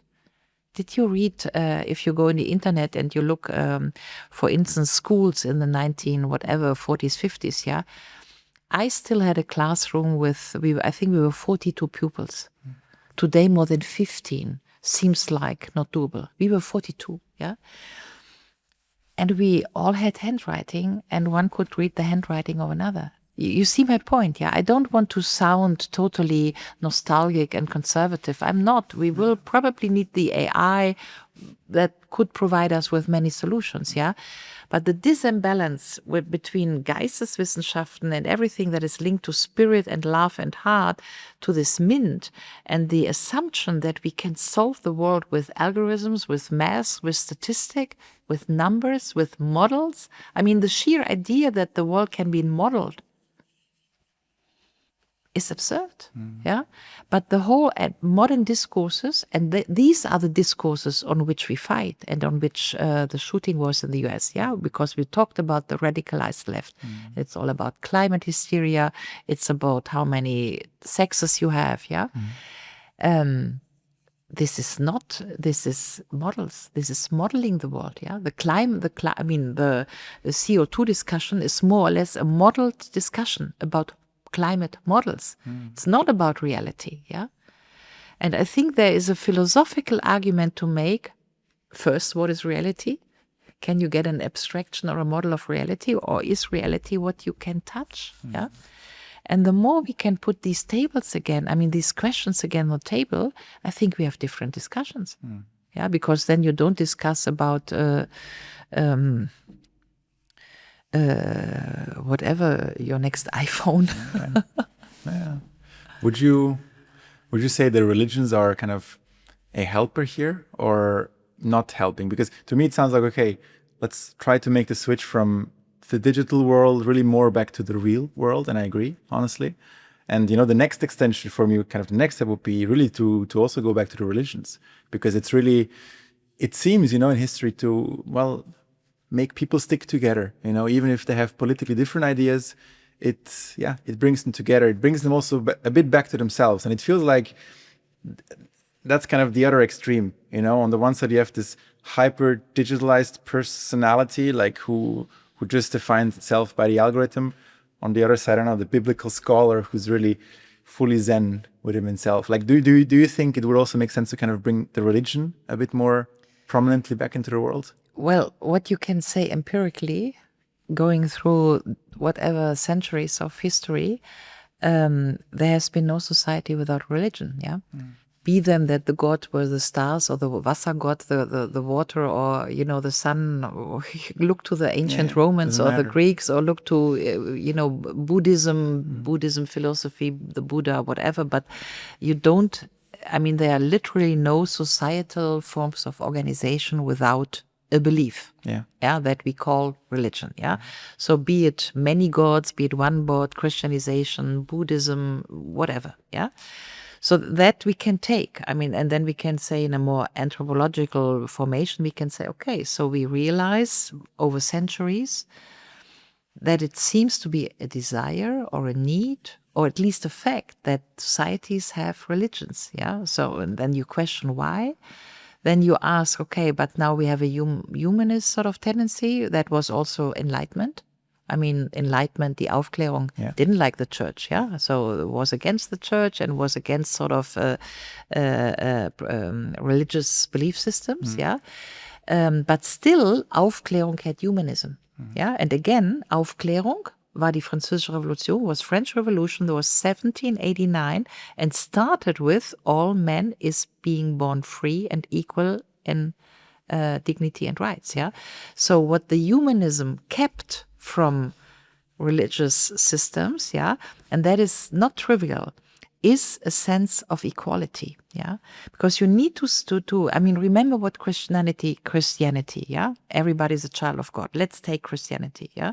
Everybody's a child of God means people are equal, despite of their skin, despite of their length and intelligence and whatever, yeah? Body, disabled, everybody is so the Christianism, at least in Europe, yeah, I don't go Asia, I know less, but in Europe, 2,000 years ago, it was Christianity that went, and this is not trivial, against the Roman Empire, which was basically a feudalist system, yeah. So the equality instinct, yeah, was a religious instinct, and then in French Revolution, basically, you could say that modern socialist or socialism is a secular sort of form of Christianity. Yeah, that we could not have invented the sentence of the French Revolution: "All man is free and born free and equal in rights," if we had not had a Christian tradition that has been telling people that even if you're a little bit more wealthier and even if you earn a little bit more because you're smarter, you better give something to the poor. Yeah? You better do, yeah? Because the prayers, Franz von Assisi, tradition of poorness, you know, that money doesn't make you happy, and so on and so forth. So that was in Christianity. And you could say that the 1789 movement was that you kept that sense for equality and that you better don't run away with your money if you are very happy to be a millionaire, but that this was socialism, distribution. And that there was an instinct that societies are better if there is something like distribution, yeah? And you could do this with Christian, bourgeois, right-wing, conservative sort of mindsets, or with socialist, workers, lefty mindsets, yeah? And it's very interesting. I don't know in Switzerland, but perhaps you know this old Italian movie, Don Camillo and Pepone. You don't know? No, I don't. I invite every young person that follows Enrico to go Google and watch with Netflix, I hope it's on Netflix, Don Camillo and Pepone, yeah? It's a movie about Italy, I think in the 50s and the 60s. Don Camillo was the priest in a little town in Italy, yeah, always with the cross, and he had the peasants behind him and the artisanat and the commerçants, yeah. And then there was Pepone, and Pepone was the trade unionist, yeah. He had the workers behind. And Don Camillo and Pepone were always fighting, yeah. But one thing they would knew, together against up, with or without God. We are the Christians, we are the socialists, but we still know we want to be a community, and equality and distribution is important. So the one side did it with God. The other side tried the distribution, materialist socialism without God, yeah? But the instinct was, together we are always against the bourgeois, yeah? And that is very important, that the structuring feature of by then societies, not so long ago, it's some 80 years ago, yeah, was first community and not individualization. Yeah, it's very important that up to the 1980s, it's all forgotten, yeah, but up to the 1980s, Eurocommunism was very strong. You had Eurocommunism in Italy, you had Eurocommunism in France. The communists would score something like 27% in the 83 elections, yeah? That's 45 years ago. You feel like you say communist today, what is communism, yeah? But Eurocommunism was very present, and socialism was very present up to the, say, late 70s too, even, you know, it stopped really with Reagan-Thatcher Cole 45 years ago, yeah? But before that, and that is Don Camillo and Pepone, we started, you remember when I talked about Bruno Amable, the left and the right, yeah? Upper, down, yeah? Don Camillo and Pepone is the lower left and the lower right, basically saying we need to defend the distribution element because then societies function better. Whether you do this with a Christian motive or you do it with a socialist motive, yeah? And all these discourses, be yourself, individuate yourself, whatever, identity sort of, you know, these are neoliberal discourses that had one element which was eradicating the community. Yeah, but the desire of most people is to have a community. Of course. At the end of the day, nobody wants to be a very smart individual without anybody. Jean-Paul Sartre said it. Sartre said, "La liberté absolue est invivable." The biggest liberty is not livable. You can't. You not only you can't, but you don't want to be entirely free. You don't. Yeah. Perhaps wenn du ein, wie sagt man, ein Eremit bist, als Imago. Yeah. So I give another. I just have an association, yeah, because this community and then we talk a little bit about capitalism. Because after Don Camillo and Pepone, what I really would love visitors or listeners to read is the book of Lea Ypi. Lea Ypi, Y-Y-P-I. Lea Ypi is from Albania, and she is born in 1976. So she experienced the overturn of Soviet Union in 1989 when the wall came down, Soviet Union. Yeah? So she was 14 years old. She has written a book which is out in 7 languages: Italian, French, German, Spanish. The book is called Free. And she basically just describes her life in former Albania. We would say, oh, former Albania, so poor, I mean, she must have suffered. No. She just describes a very, very happy childhood, everybody being barefeet, and they had rosinen and rice and, the sun, and there was community. And when there was a marriage, everybody brought the chairs from all the rooms, and they had a party, And then she describes when 1989 arrives, liberalization. Liberalization meant trade unions were cut, workers were thrown out of the harbor workers were thrown out, all the little commerçants were basically killed, many women went to prostitution, societies were killed, communities were eradicated. And then what Lea Ypi in this marvelous book does, she confronts the notion of freedom. What you capitalist societies, what do you think, what is your notion of freedom? And what do you think what you brought to us other than products? You brought products. Okay, we have now better products. Yeah. It's a little bit funny because in the time before 1989, the family was very proud because they had an empty can with Coca-Cola. Yeah. Was nothing, an empty can, aluminium waste, yeah, but Coca-Cola. And in that Albanian family, es war eine Blumenvase, yeah. So the most important product war diese alte Cola-Dose, yeah. So, but going back to serious, the book confronts us with what is freedom. Is freedom having community and perhaps less good products? But you are free from jealousy, you are free from competition, you have stability, you have community, you have a whatever safe place for work?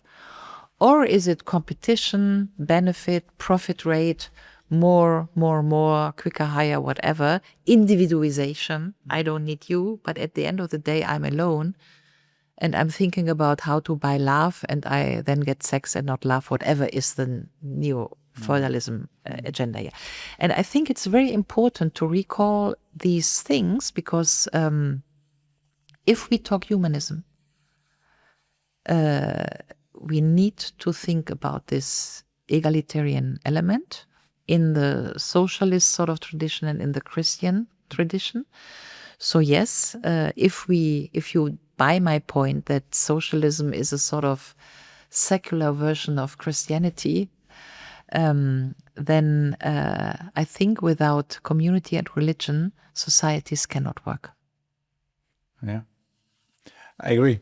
I think I agree because I really went the whole journey personally, really from hardcore atheist, like just, yeah. You're born into, yeah. Yeah, that's how, I don't know, because it's funny because I even grew up, in school we had religious teachers and once a week we went, but I don't know, for some reason, there was no pressure, but it kind of led me there to agnostic, to kind of, I have no idea. I don't know, you don't know, probably no one knows, right?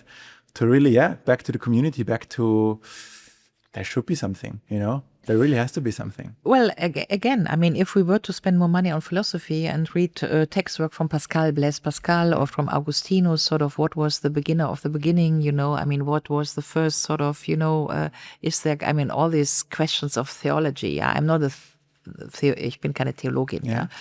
But what I think you can even empirically prove is cogito ergo sum. I think so I am, which is enlightenment, didn't brought us very far. We still cannot produce blood.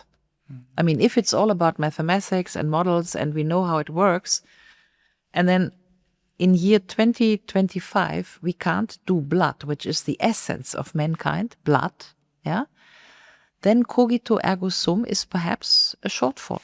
And perhaps there's something else that explains what keeps blood together and where does it come from. Yeah. So as long as we could accept this, then we would think, okay, perhaps we only capture 10% of how the world functions, perhaps 20, 15, I don't know. But I mean, we don't know what time is. We have a clock. We don't know what time is. We don't know what a dream is. We can do sleep surveillance, yeah, quick eye movements, whatever you can do, yeah, measure, yeah. Do you know what a dream is? Where does it come from? Where does the dream come from? Why? What does you know? No one knows. Nobody knows. Where does it come from? Yeah. Where does language come from? I mean, you can say there is a tongue that touches whatever part in my mouth and therefore I can produce a sound. Yeah. But where does language come from? My voice. Yeah. So I would say, even if you do not want to be confessional, I mean, confessional, the things of Protestant, Catholic, and so on and so forth, yeah? To deny that there's a mysterium on how we function, I would say is pretty silly, yeah? Because how do you want to deny this? Yeah? So if we could rebalance, you know, not go into. I'm not pro. I mean, I'm to make this point. Yeah.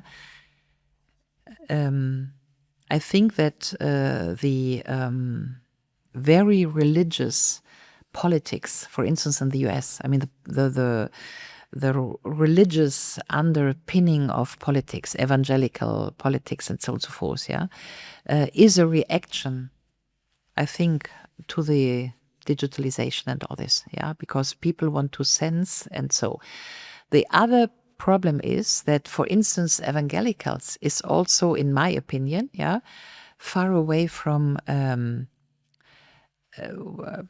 mean, there is a real question, what do you pray for? Yeah, I mean, for instance, if you have these huge churches in the US, 15,000 people, yeah, and the mass is a party, and then everybody's praying, make me a millionaire. Make me a millionaire. The prayers, yeah? And if you are a millionaire, you think, God, you are good, and so God gave you a favor, yeah? In my understanding of text work, you don't pray for money, yeah? I mean, read the Bible from A to Z. Everything is about give up your house, give up your goods, and follow me. Yeah. So it's the opposite of having money. Yeah. So we need also be very careful when religious movements, today's modern religious movements, are calling themselves religions, are basically businesses.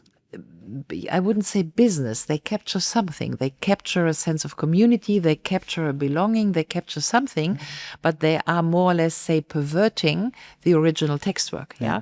So if we say religion is not religion. Yeah. And that again brings me back to the books. We need to keep our old books. Yeah. And die Upanishaden oder die Veden oder whatever, there's something in it that you do not want to read in the cloud. Yeah. Yeah, because I think the analysis is clear. You know, how it's going right now, it doesn't seem to work pretty well, honestly. You know, I mean, I can judge for Europe, I can judge for the US, right? It doesn't seem to be working very well. Really measure that, well, by the happiness of people. Like if you speak to an average person, I would say, I don't know, 20, 30, 40 years ago, probably they were happier because they they had less. Yeah. It was simpler, you But know. that's a very good remark from a European. Go to Africa, everything is fine. Go to Africa, they still know how to live. You know, I mean, the best pictures of kids playing with nothing, being nearly naked with very white teeth because they have their whatever natural things to keep the teeth clean. Yeah, and they're certainly not eating gluten free. You know, but they are just outside and they have community. Yeah, and they are nurtured. Yeah, I mean, the women who do all this, you know, I mean, needlework and so go to Africa and you see basically good communities until the moment that big pharma is going to Africa and wants to whatever do with these people, vaccinate them or so, So the real question is how again, Marxist analysis of the world, how capitalist desires are torpedoing African societies too these days, But if you want to see more or less functioning communities, then Africa is still a good example. Asia has no problem. I have a couple of Chinese, you know, China is also now losing growth. But in essence, Chinese or Asian people in general these days have not the fear that we have, the European. It's really true. Yeah. But, you know, I just read a book. You can also Google it, all my book recommendations. It was an Indian author. The world will survive the end of the West. It's our problem. The world will survive the end of the West. There is no such thing than the West. And this is our offense. But the others are there too, you know. So for the first time in life, and this is, I think, the European problem, we invented that French Revolution. Everybody is, you know, born free, equal in rights, And for the first time, we need to realize that, we are 500 million Europeans, but there are the other 6.5 billion people who are also born free and equal in life. And perhaps we should stop oppressing them and take their land and do land grabbing and let them live and don't teach them how they, you know, I mean, because this cultural supremacy, I mean, the whole colonization thing. So this is why we are really in big trouble because we now need to come to grips with our own invention of what it would be humanist. And again, I think rather than going in digital control, that's what we do. I think we are doing what we do because we are not able to take that truth, And so we need to do mind control because we cannot accept that we are not superior. I think there is a very, very, you know, wir sind nicht die Guten. And in psychological terms, this is an offense. Wie, ich bin nicht der Gute? Ich kann nicht sagen, the Iran, Russia, Chinese, all these dictatorships. I am the good, you know, this good-evil thing, And not be able to accept that perhaps we are not the goods, the Guten. There is something I think, that makes it so difficult now to be part of the West, because this West, as the Indian also said, the West is finished. And why? Because the West was never, ever, like we say, a substance of values. The West NATO was an alliance of defense and was basically an instrument for colonization and, you know. But we thought that the West has a fundament of values. And now we see it has no fundament of values. Yeah, and it's really funny because first time I went to Bali a few years ago is really when I learned this truth. I met this taxi driver, Gojek driver, you know, and you wouldn't believe it. I never met such a happy guy. And I spoke with him, and I'm still in touch with him. And I remember he told me, I think he makes a couple of $100, you know, I think $700, $600 a month, you know. He doesn't have a house. He leased a car. He has so many loans, you know, for the cars to drive people around. He has a couple of kids, a wonderful wife from what I heard from him. I never met a happier guy. Yeah. And I was like, what the hell, you know, and I remember that was kind of when I started my second company, and then I was stressed. I hopped into this guy's taxi, and I noticed, hey, this guy has nothing, but he's 20 times as happy as I am. 20 times, if not 100 times. Just, blissful, like existing in his car, talking to people. He learned English, driving a taxi every single day. And I don't know, that was kind of, okay, maybe, if you have these untouched societies that still, and he's religious, very religious. If you have these untouched societies who are religious, just leave them be.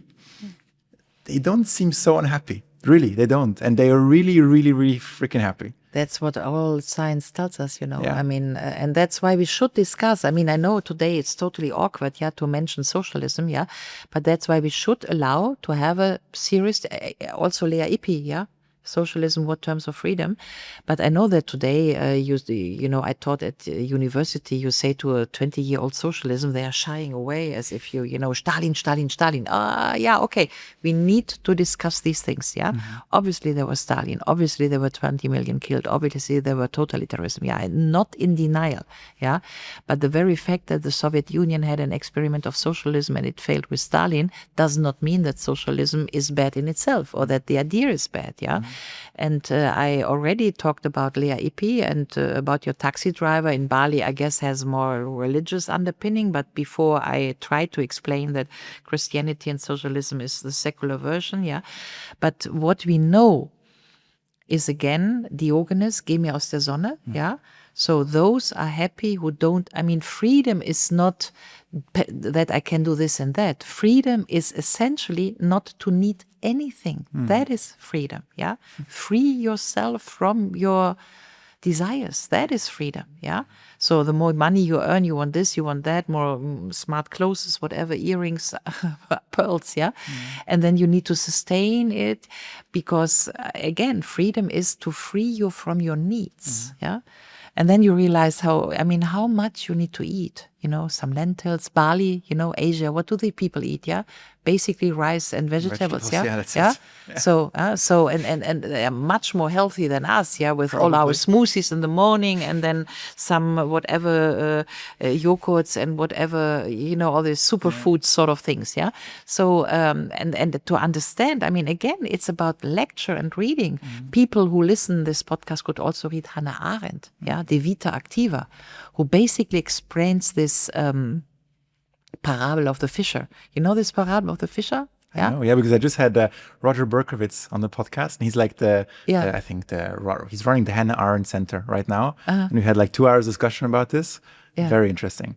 But this is, the man who has the fish, and why do you need to do the Umsatzgewinn? So, but that's I told you before we entered this podcast. This is also Sinti und Roma. There is a jealousy of societies that work with accumulation on societies that fahrende Völker, also Sinti und Roma, because they're imagine there's no possession.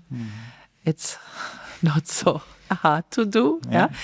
And there is a thing about possession and non-possession. I mean, a society not structured by possession. And it's very interesting if you look into, also ancient constitutions. Eigentum und Besitz, possession und property. When did property law came up? Basically since 49, it was implemented in all the Western constitutions, So Besitz is what you can possess even without owing it. The Pachtvertrag, So you owe this land, you can have it for the 99 years you live, you can give it to your kids, but you cannot sell it and you cannot accumulate the benefit or the profit, So you can possess it for the time you live and surrender it to the next generation, but you don't need to make property out of it, and the property gives heritage, and then and this is precisely the difference between capitalism and socialism. So I think we should discuss these things without this snobby sort of former USSR socialism. I mean, this sort of there's huge thing to discuss here. And it starts with reading it and with questioning people. I just was in St. Petersburg and Moscow, met many people, And it was very interesting to see that the 60-year-old former Soviet citizens, yeah? Not the youngest, but the older, yeah? When you talk with them, like, just talking, all of them, independently from where they came from, would say, the Soviet Union was the best time I had in my life. And why? And then you start, oh, no, that's not what we learn in the West. In all our school books, this is very different, Soviet Union. Then you start asking, tell me, I heard that very differently. So I engaged in listening. And basically what they explained is we were living in a society not driven by money. Mm-hmm. So we don't have to be jealous. And we don't have to be into competition, one citizen to the other or one individual to the other. And I think Western societies are so much driven into, today digitalization, how many clicks I have, am I the best influencer and so on and so forth. So the real question is why I'm very happy that we ended this podcast and that we are discussing these questions here, because it's very... I had the feeling that for decades, at least 2 or 3 decades, you would not even discuss this question. You would not even have the occasion to point to the difference of whatever capitalism and socialism. Yeah, and I'm not saying that I'm not capitalist. Yeah, I think a society needs to accumulate. Yeah, and accumulation works that you can do this better. We accumulate together. So it's not that everybody lays in the grass and says, okay, Diogenes could do this, but you can't run a society with everybody lying like Diogenes in the sun. Yeah. So a society needs to accumulate. Yeah. So there is a capitalist driver, but the real question is, what about the distribution behind? Yeah. And these are very long and differentiated questions. Who contributes what? Yeah. And this is basically the Marxist term, yeah? Everybody contributes what he can. Some can more, others can less, but everybody contributes nach seinen Fähigkeiten und seinen Bedürfnissen. But it sounds like you're basically proposing something in the middle, because I can tell you where I'm coming from and how we kind of ended up in this specific conversation, right? I mean, I'm a hardcore entrepreneur, right? We could even say really... coming from a capitalist kind of state of mind, and then going through life and realizing that, okay, it's beautiful. I can express myself with it. I can build companies. I have a lot of joy personally for this. Like it gets me up in the morning. I can create something that helps people, and it's really, I can build technology that helps with. It's a big driver. It's really why I wake up in the morning. And at the same time, I see that, society is slowly eroding, where you have this pure hardcore capitalism. I don't know, it doesn't feel better than in many other countries where they don't have this. And then you kind of start to think, okay, but I'm an entrepreneur and I really, I get a lot of joy, a lot of value from this.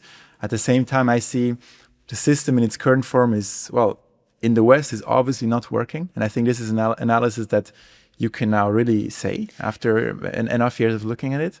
And I guess the question I want to put to you, is there something in the middle? Can we not? And maybe it's a silly question. You will call me out on that. But couldn't we combine the best of capitalism together with the community aspect of socialism and create a new thing? And we can call it Ulrikeism, whatever we're going to call it.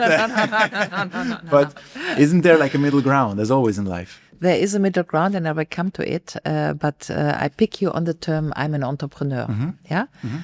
This is the Anglicism. I'm an entrepreneur. Yeah? Mm-hmm. Entreprendre. C'est français. Entreprendre. Yeah. Voilà. It's, I do something. Yeah. Je prends quelque chose à faire. Yeah? Entreprendre. Voilà. I also do something. Yeah? I also have projects. I write books. Yeah? And you need much time to think, to reflect, to structure your book. I have a friend who's artist, does marvelous artwork. Everybody comes on, this is really fantastic, yeah? The problem is that there are des choses que tu fais, entreprends, que tu prends, yeah? Which you can... monetize and others not. So now the question is, can a society live only from the things of entrepreneurship that you can monetize.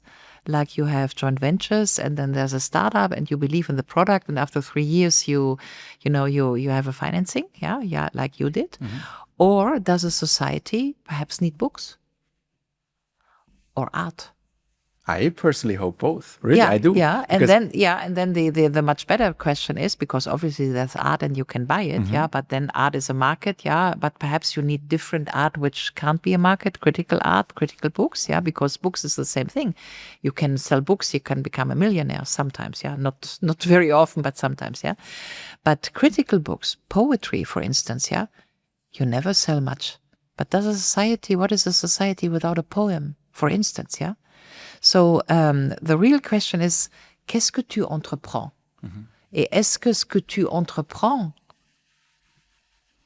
is monetized by the society? Yeah.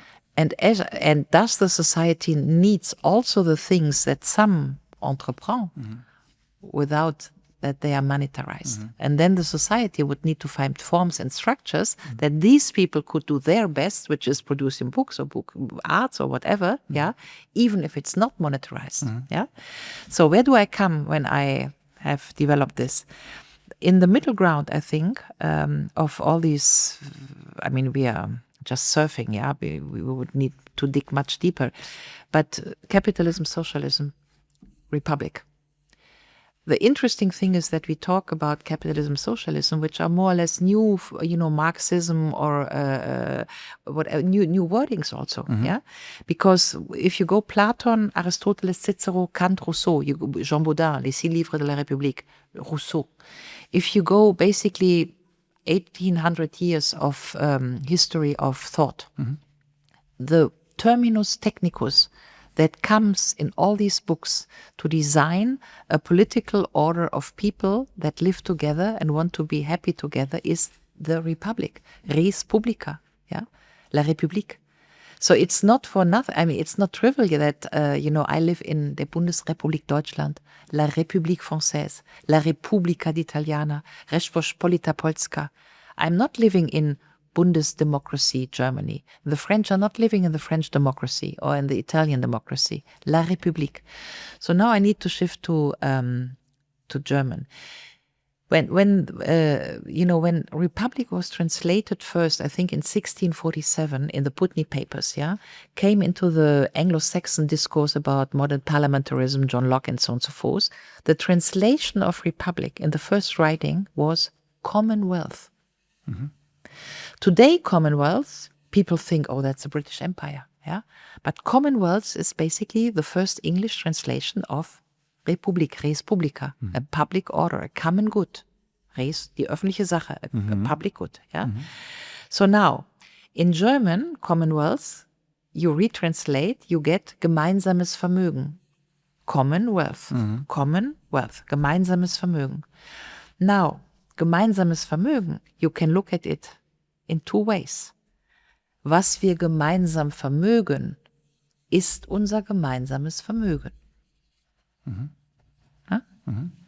So, in that sense, a republic is the entity of people who want to do something together, to own it together at the end.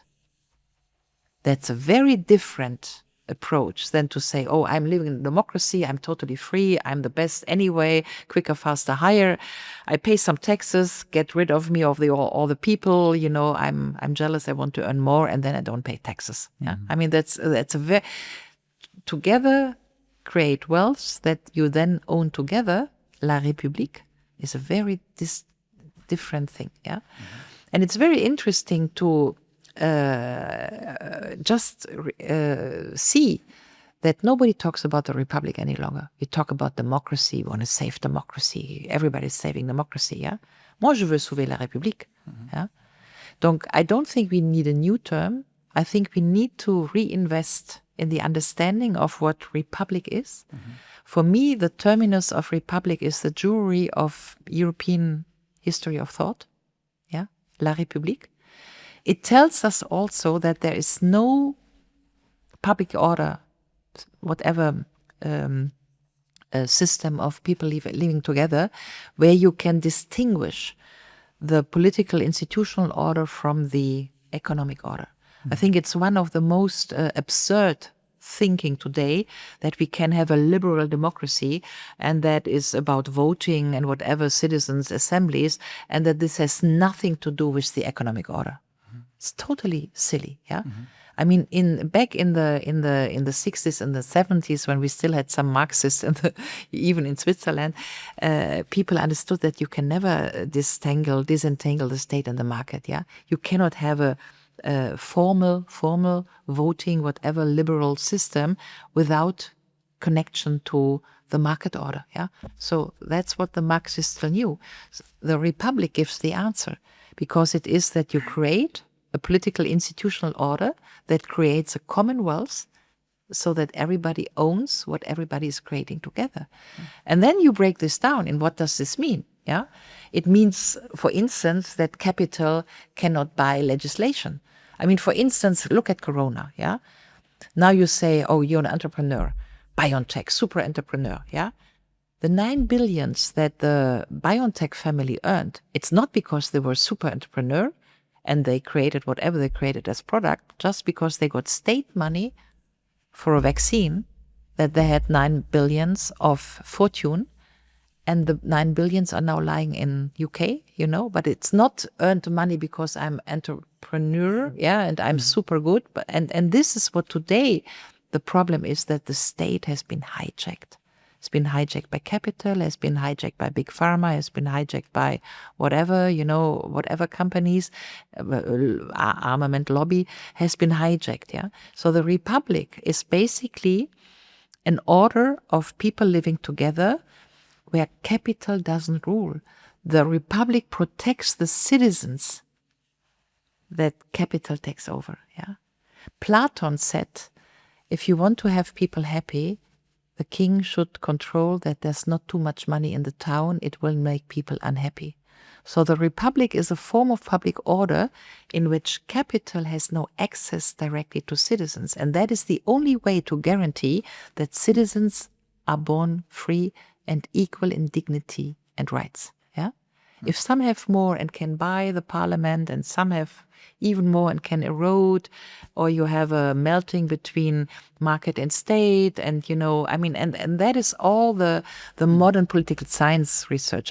Perhaps I can point people who either like what I say or don't understand what I say, but I also have a little podcast format, and I discuss books, half an hour, yeah, theory books, Ulrike Guérot.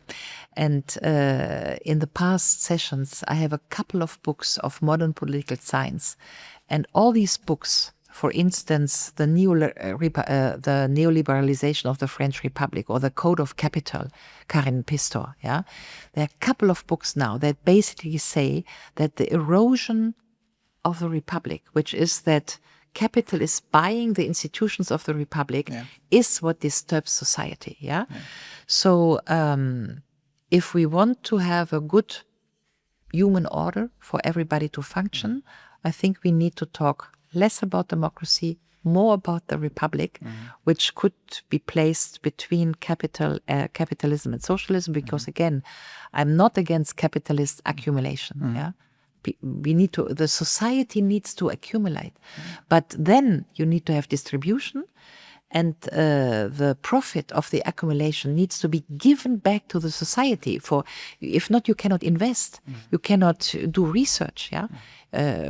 Education, all these things need to be funded. Yeah, so the society needs to accumulate, and that's what we need capitalism for.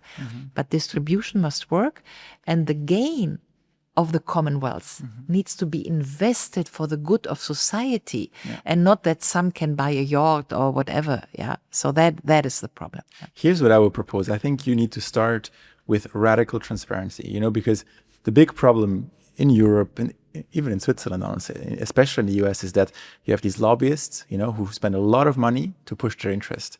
What the first law, and probably the most important law I would create, is to really have an insanely high salary, you know, like ridiculously high salary for the parliament. I don't know, millions, whatever, like it doesn't matter, you know, but zero tolerance to kind of external factors, zero tolerance to external money, to people trying to buy it, you know? Yeah. And if you do it, you go to jail. I don't care. You freaking go to jail, you know? I would be incredibly harsh there, because I think this is like the big problem, that people are being bought everywhere, you know, even in Switzerland. Like, we have some transparency laws, yes, but still, especially in the US, lately, especially in Germany as well. I mean, it's horrible. You see the war mafia really putting a lot of money. You know, you see the pharma mafia putting a lot of money. And this is the first thing I would eradicate. Secondly, I think it's interesting, you know, the approach of making money together as capitalists resonates with me, honestly, like as an entrepreneur again. And by the way, I agree that you can be an entrepreneur in many things and you don't have to monetize it. And I think maybe for a third podcast, we could kind of go into how AI can enable universal basic income for people, for everyone to become an entrepreneur and do what they like, you know, but that's, I think we don't have to open this right now. But anyway, kind of everyone kind of helps, you know, bring the society up. And then, we do need a better distribution. I agree. But transparency is not it. I give you, No? you know, this is why these days in modern political science, most of the research goes into citizens' assemblies and the criteria, when do they work? Yeah. So citizen societies, citizens' assemblies are a lure. Yeah. I mean, let people participate and then they're happy, nothing comes out. Yeah. So it's a lure. Yeah. It is not a lure. And there's some interesting research for Canadians, you know. I mean, for instance, the Canadians did a constitutional reform, enhancing the power of the regions and decreasing the power of the national level. Yeah. And it was very hard to get that reform, because obviously the national level, if you had voted this in parliament, would because nobody wants to give up on privileges. Yeah. So that was how did the Canadians do it? They basically did a citizens' assembly with a couple of criteria. Everybody who was in that citizens' assembly had a salary replacement. So everybody was on the same token. Everybody had its salary replacement. Nobody had to suffer on anything. Yeah. Second, they were entirely free. Third, the people who were in the citizens' assembly did not go to vote, so they didn't need to please voters. Please vote me because I do this and that. Yeah. After citizens' assembly, they had guaranteed to go back to work. So they could, in the best interest of die Sache, also on contents, they could do it, So modern citizens, I mean, and this is basically how the Republic functioned. If you go back to, say, the Republic of Naples or the Republic of Genoa, whatever, Venice, it was the citizens by ballot. So there were lotteries, Some citizens needed to go to the town house for 6 months. For 6 months, they had to live there because they wanted to be prevented from influence from the wife, whispering in their ears, you need to do this and that, you know. For 6 months, they were cut off, all their relatives, and they had to decide on the things of the town, Again, this is why today, what we call aleatorische Demokratie, so ballot democracy, Losverfahren. So if you pick citizens into, and you only have for one mandate, you can't get reelected, then we would have some elements to have a better regulation of what the topic is, and that's much better than transparency, because I tell you, transparency, you can hide so much, you know, and the figures and don't tell me that McKinsey and all this, you know, whatever Buchhaltungs counseling sort of things, if something can be fake, then figures, you know, I mean, what better than figures, so transparency is money always goes like water, It's always invisible. It's an interesting thought, because it's really this Hannah Arendt kind of style, you know? Because that's pretty much, I mean, kind of this civil discourse, you know, that people have to really be involved in there and they have to, I mean, citizens' assemblies. And I know that the Hannah Arendt Center right now, they are literally working with regions, working with states on integrating this citizens' assembly. So basically, kind of you're proposing, and I'll try to summarize here, because it was a lot of information, right? Kind of we're brainstorming pretty much a new system, or kind of a different system at least. Let me try to summarize. So you kind of still embrace capitalism when it comes to really creating value, because we cannot have... It's a production means. Exactly. So we cannot just have people well, even though it might be beautiful, but just lay on the beach and do nothing, right? We need to have... We can, of course, but... it would not be very productive. But it would be helpful. So number one, right? And then number two, we need to ensure that there is a more or less fair mechanism for fair distribution, whatever that means. There's a lot of details there, but which also makes sense, honestly. Like, doesn't mean you have to go hardcore socialist or communist and say, hey, rich people are bad or whatever, but just it needs to be fair still. You know, you can't have people dying on the street and then one billionaire guy have everything. Like, it needs to be kind of... You have to decide. You have to find the balance between the I and the we. Yeah? Exactly. And you could basically say 50-50. Yeah. I mean, Hannah Arendt would say. Hannah Arendt would work with Interesse. Yeah, basically saying nobody lives alone. If you want to live, you need bread in the morning, and you need somebody, a plumber, whatever. Nobody lives alone. Yeah, and so you need the capacities of other people to help you live your life. Yeah, so Interesse. What do we share? Yeah, so if you want to build a society about the Interesse, it's more or less 50-50. Yeah, so you could imagine a structure in which, for instance, universities or schools or all these things, healthcare is state funded, which is it no longer. It was state funded. I mean, up to 97, roughly. Yeah, we had state funded systems, more or less. Yeah, on health, on education in Germany, and then came the liberalization. Today, for instance, a hospital is totally liberalized. Is it better? I mean, is it good that we enhance the number of, wie sagt man, Kaiserschnitt? Yeah, C-sections. Yeah, up to 37% now, because you want to protect your body and you don't want to give birth. Yeah. First, you can better. I mean, it's more better for the hospital because it earns more. But it's much worse for the child. Yeah. I mean, going through birth. I mean, the whole experience to go through the channel and everything. What depends on, So you are basically producing sick babies, because you want to materialize on this kind of giving birth. I mean, as someone working now in the medical field for many years, I can tell you it's a profit-making machine, know, and really they don't optimize for patient health. They optimize for how many beds can I fill with the sickest people, and not let's get them healthy, but let's have them here as long as possible. So it's what I wanted to say. It's not only about distribution. Distribution is just one element. The other element is to not. I mean, how can I say? I mean, to just remain. It's very hard to express this, but the example, for instance, to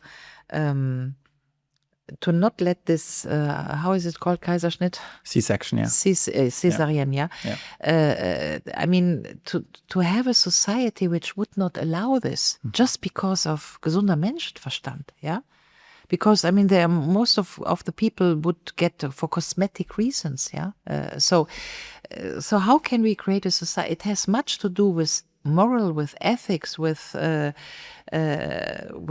regarding, how shall I say, the interests of the baby. I mean, if a césarienne is nécessaire, we agree on this, But to do it for, say, cosmetic reasons, I mean, what could we invent as mechanisms of society to not allow it, And to say, no, you need to give birth. It's better for you. It's better for your baby. If there's no medical indication, and we don't go profit for not making it happen. Just one example, but there are many of these examples. For instance, say digital school. Digital school is totally absurd. I mean,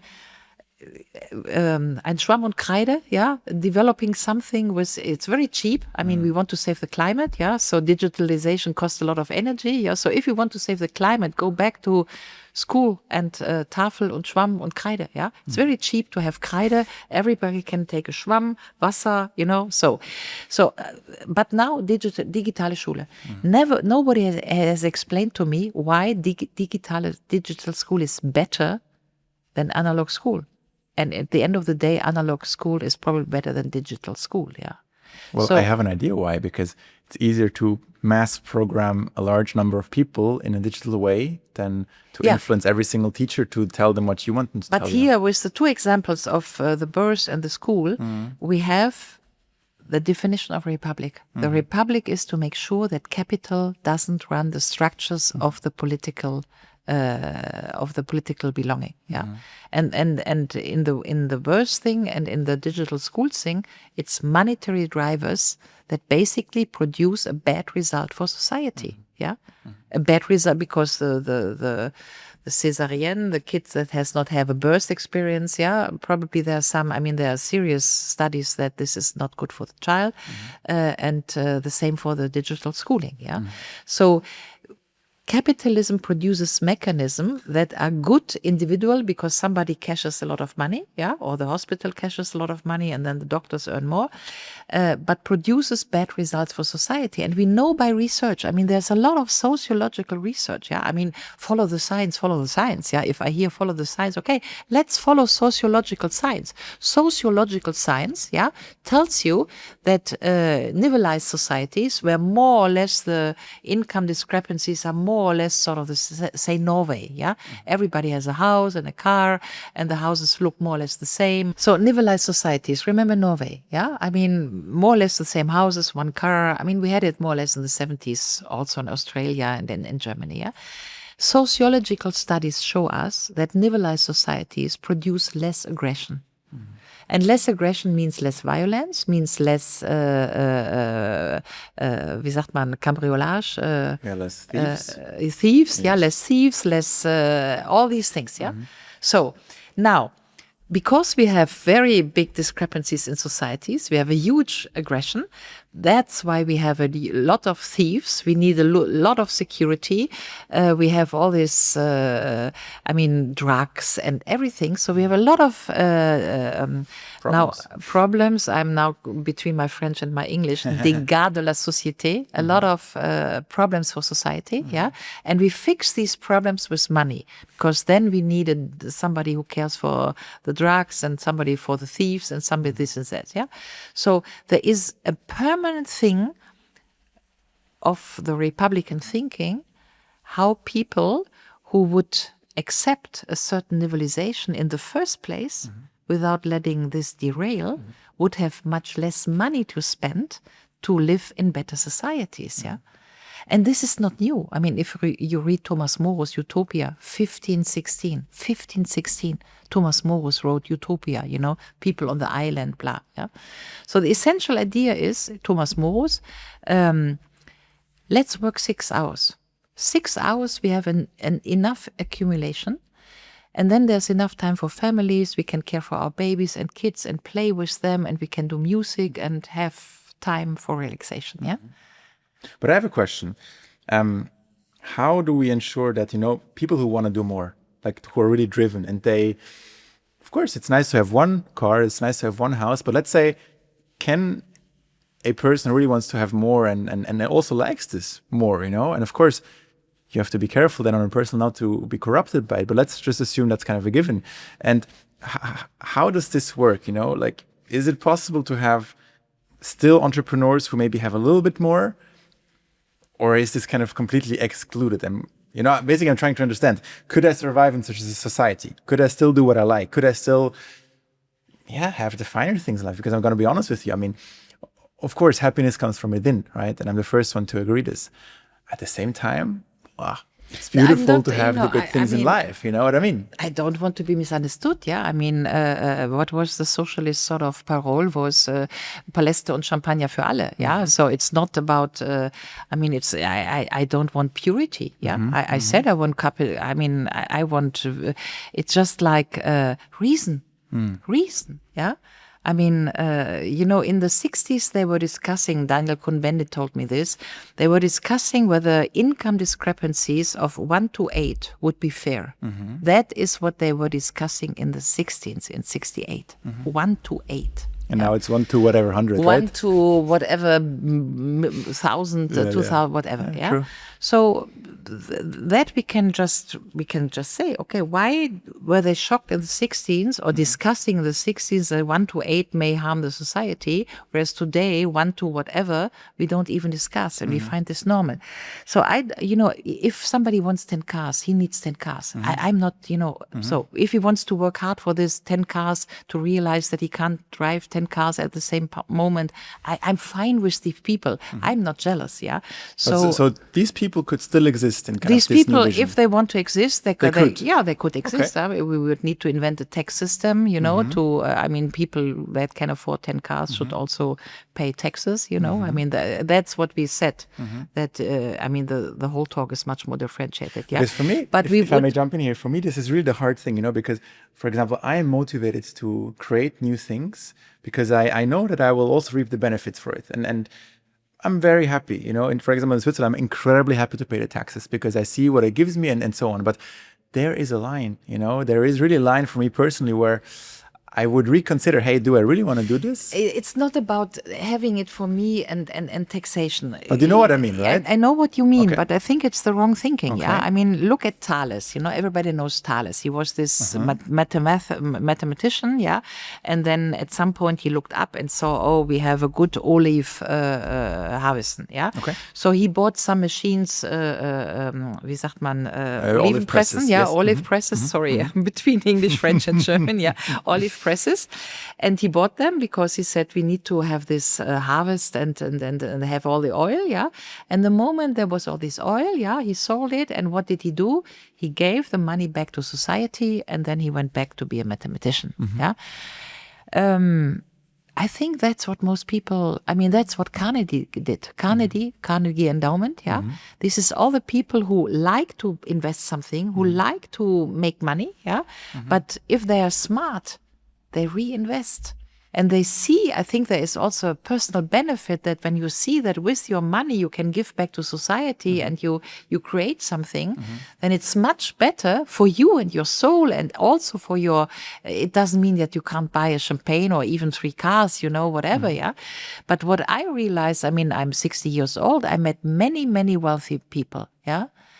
But at the end of the day, if they have money, what they want to buy is access to society, yeah? Because the moment they have all this money and the 10 cars, and then they need so much security because they could be stolen, somebody could take the things away, yeah? They are not amused.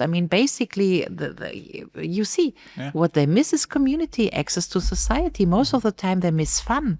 They miss fun. There's the best parties. I'm not convinced that you have the best party on these Yorks, I had a lot of good parties with people playing guitar with a little fire out there and some, sausages, Also, there is good studies, for instance, just to pick on this point, there's good stuff. What is best to stay healthy when you eat? It's not to have champagne or caviar or the best sort of superfood, yeah? The statistically significant criteria for being healthy when you eat is to eat together in community. What the peasants did in France, what in the Mediterranean area they do, yeah? So I remember, if I may say, that once upon a time, I was sitting midday with the Japanese ambassador in a fancy hotel in Berlin, yeah? Nobody is in a fancy hotel for lunch, yeah. There was one other couple, and the couple was very wealthy. She was shopping and she was all the bags, yeah. And so you saw that they had money. And they were eating, too. No talk, no nothing, yeah. So, being rich also can be very annoying, I would say. Yeah. It's hard to be rich. So Carnegie again, I'm not saying don't be rich. I'm not saying have your fun, buy your cars, yeah. But I'm just thinking by experience that most rich, wealthy or rich people I met, even Elon Musk, yeah, giving something back because they would like to have a community, yeah. So here again, yeah. You could say from the first time, let not make this happen, the discrepancies, if you want to give it back. Yeah, you could do socialism, which is basically we own everything together. You could say this in the first place. Or you have a system in which, people can have something, but again, giving it back, I think makes most people happy. I mean, this is very spiritual, an but idea. giving is better than receiving. Yeah. I have an idea. What if you say, I don't know, the first 10 or 20, or let's say even 50 million, you just really keep them for yourself. And then everything you make above that, instead of just anonymously kind of giving it to the state and you have no idea what's happening, quite frankly, you have to kind of give back in specific buckets. You choose whichever buckets. So you kind of motivate the people. You don't like this, huh? No, first, I'm not saying nonsense. Yeah, there is empirical research. Yeah, empirical research say group 1, group 2. Yeah, and you give whatever 500 euros to these people, and then they are asked to share. Yeah, most people don't share, even though the money has been given. Yeah. So there is something about jealousy. What I get is mine. Yeah. The interesting question is: are there societies in which it's not so? And yes, if you look at indigenous people, for instance, potluck. Potluck. You know what potluck is? No idea. Yeah? Potluck is the festivity of Indian or indigenous people. Yeah, when you had the harvest in October, you know what is there, and you know was der Stamm, what they need to go over the winter until fruit is coming again. Yeah. Und der Häuptling hat dann entschieden, I need to say this in Germany, yeah, that the overproduction is thrown away. Why? Because he knew that the distribution of the overproduction would ruin the community of the village. So potluck is that what is too much is given away. I'm not saying we should do this. I'm just saying that we had societies and we have spiritual or societal wisdom, because all this is written down for people who want to read about this. Is Marcel Mauss, is a French anthropologist, who wrote a lot about potluck. So we know that there is a very ancient question. That's the first thing. Who has to have what so as to make societies function? I'm just saying that there was this potluck until 1905, I think, where der Überschuss, it's the eradication of the Überschuss. Der Überschuss wurde vernichtet, weil die Verteilung des Überschusses die Gesellschaft stresst. Ja? I'm not saying we need to do this. I'm just saying we could look at this and we could look at the old question of distribution, and we could know that nivelized societies are basically happier than non-nivelized societies. Non-nivelized societies are basically ending up in civil war as we see it today, because we have a huge tendency of refeudalization. And we know by empirical studies that people who have received money, heritage money, are less the higher your heritage is, income you didn't work for. So basically income was du dir nicht verdient hast. It's very important in German, Einkommen, das du nicht verdient hast, Agnes Heller, Marxist women, would say, Geld erben, das tut man nicht. Nur was du selber verdient hast, ist dein Geld, You know, we talk a lot about Leistungsgesellschaft. I'm very happy with Leistungsgesellschaft, Aber dann gibt's kein Erbe. Dann fängt jeder bei Null an. Du leistest was. Aber wir erzählen Leistungsgesellschaft und haben eine Erbengesellschaft. There is where some, I'm not defending in one or in the other. I just want to say we are dishonest, and the dishonesty is, for instance, damit sich Leistung lohnt, De facto wird man von Arbeit im Westen nicht mehr reich.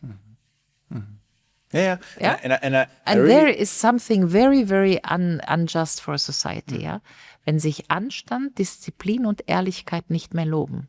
And this is basically the case, and that's why our societies are shifting into populism. Anstand, Ehrlichkeit und Disziplin. Es lohnt sich nicht mehr.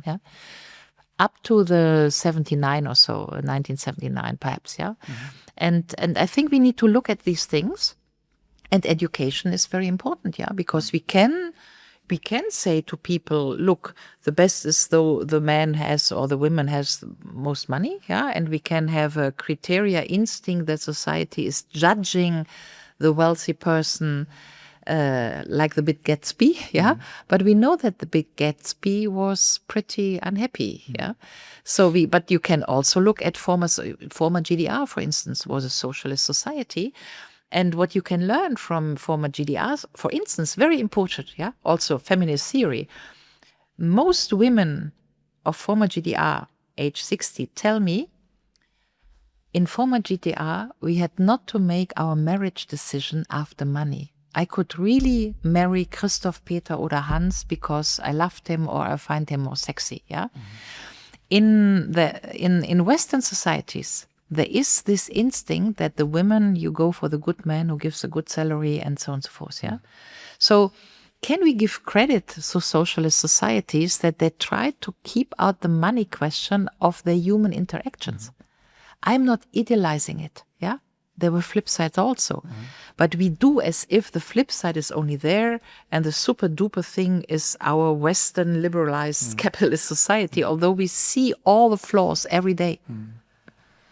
And just to bring this a little bit more together and to rethink the term of the republic again.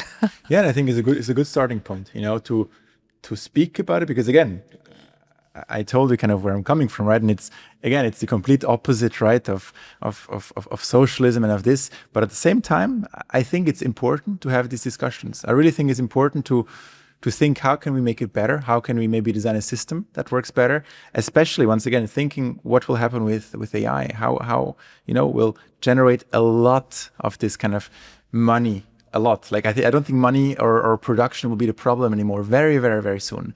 And this might be the right time, to sit down and have an honest conversation, right? I feel like you're kind of a bit more here. I'm a bit more here, and I think we can talk together and really try to find or design the system in the middle. You are a bit more here and I'm a bit more here just because I'm 30 years older and I have experienced that only 30 years more, you had much more socialism, communism still present, Today this is out. And if you say we are in a critical moment, I talked about books and the desperation, eradication of books, yeah. But if we now lose the books who tell the stories that we could have a more human society, a more nivelized society, because we lose Marxism, socialism, communism, it's all bad. Not even that it's all bad. People don't know the words any longer. And because they don't know the words any longer, they cannot even discuss. Because what you know is basically what you experienced, yeah?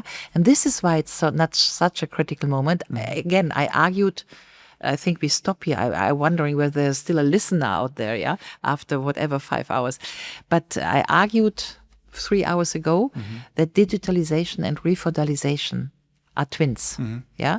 And if this is so, the digitalization will lead to a society in which most people have no more imagination, no textbooks, and no thoughts and experience that different societies are possible because we don't talk about it any longer, yeah?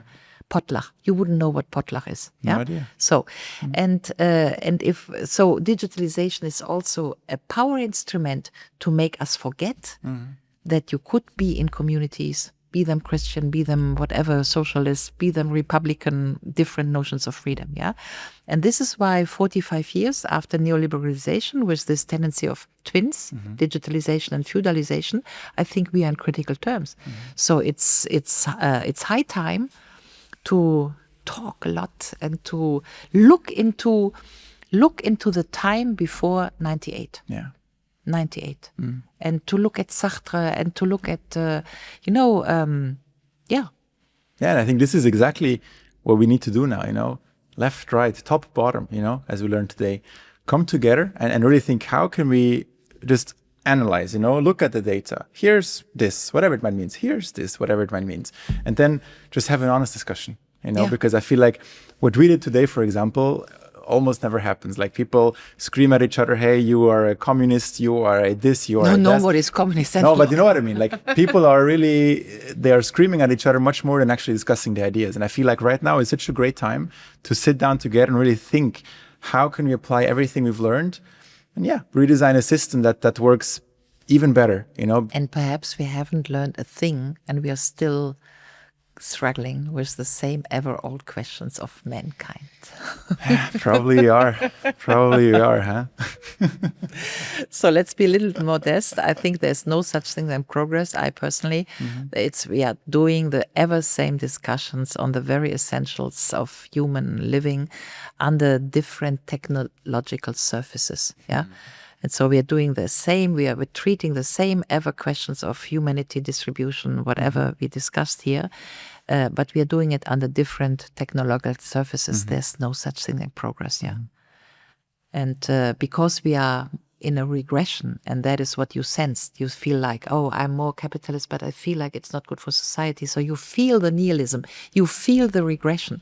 And because we feel the nihilism and the regression, yeah, we are eager to feel like, okay, if there's regression, but there's, it's a swing sort of thing, how to make it work again? Okay, let's look at different textbooks and at different wordings, and let's discover, we make the future out of history. We know what we should do. We know it. Well, there's no better way to end this. Thank you so much. Thank you.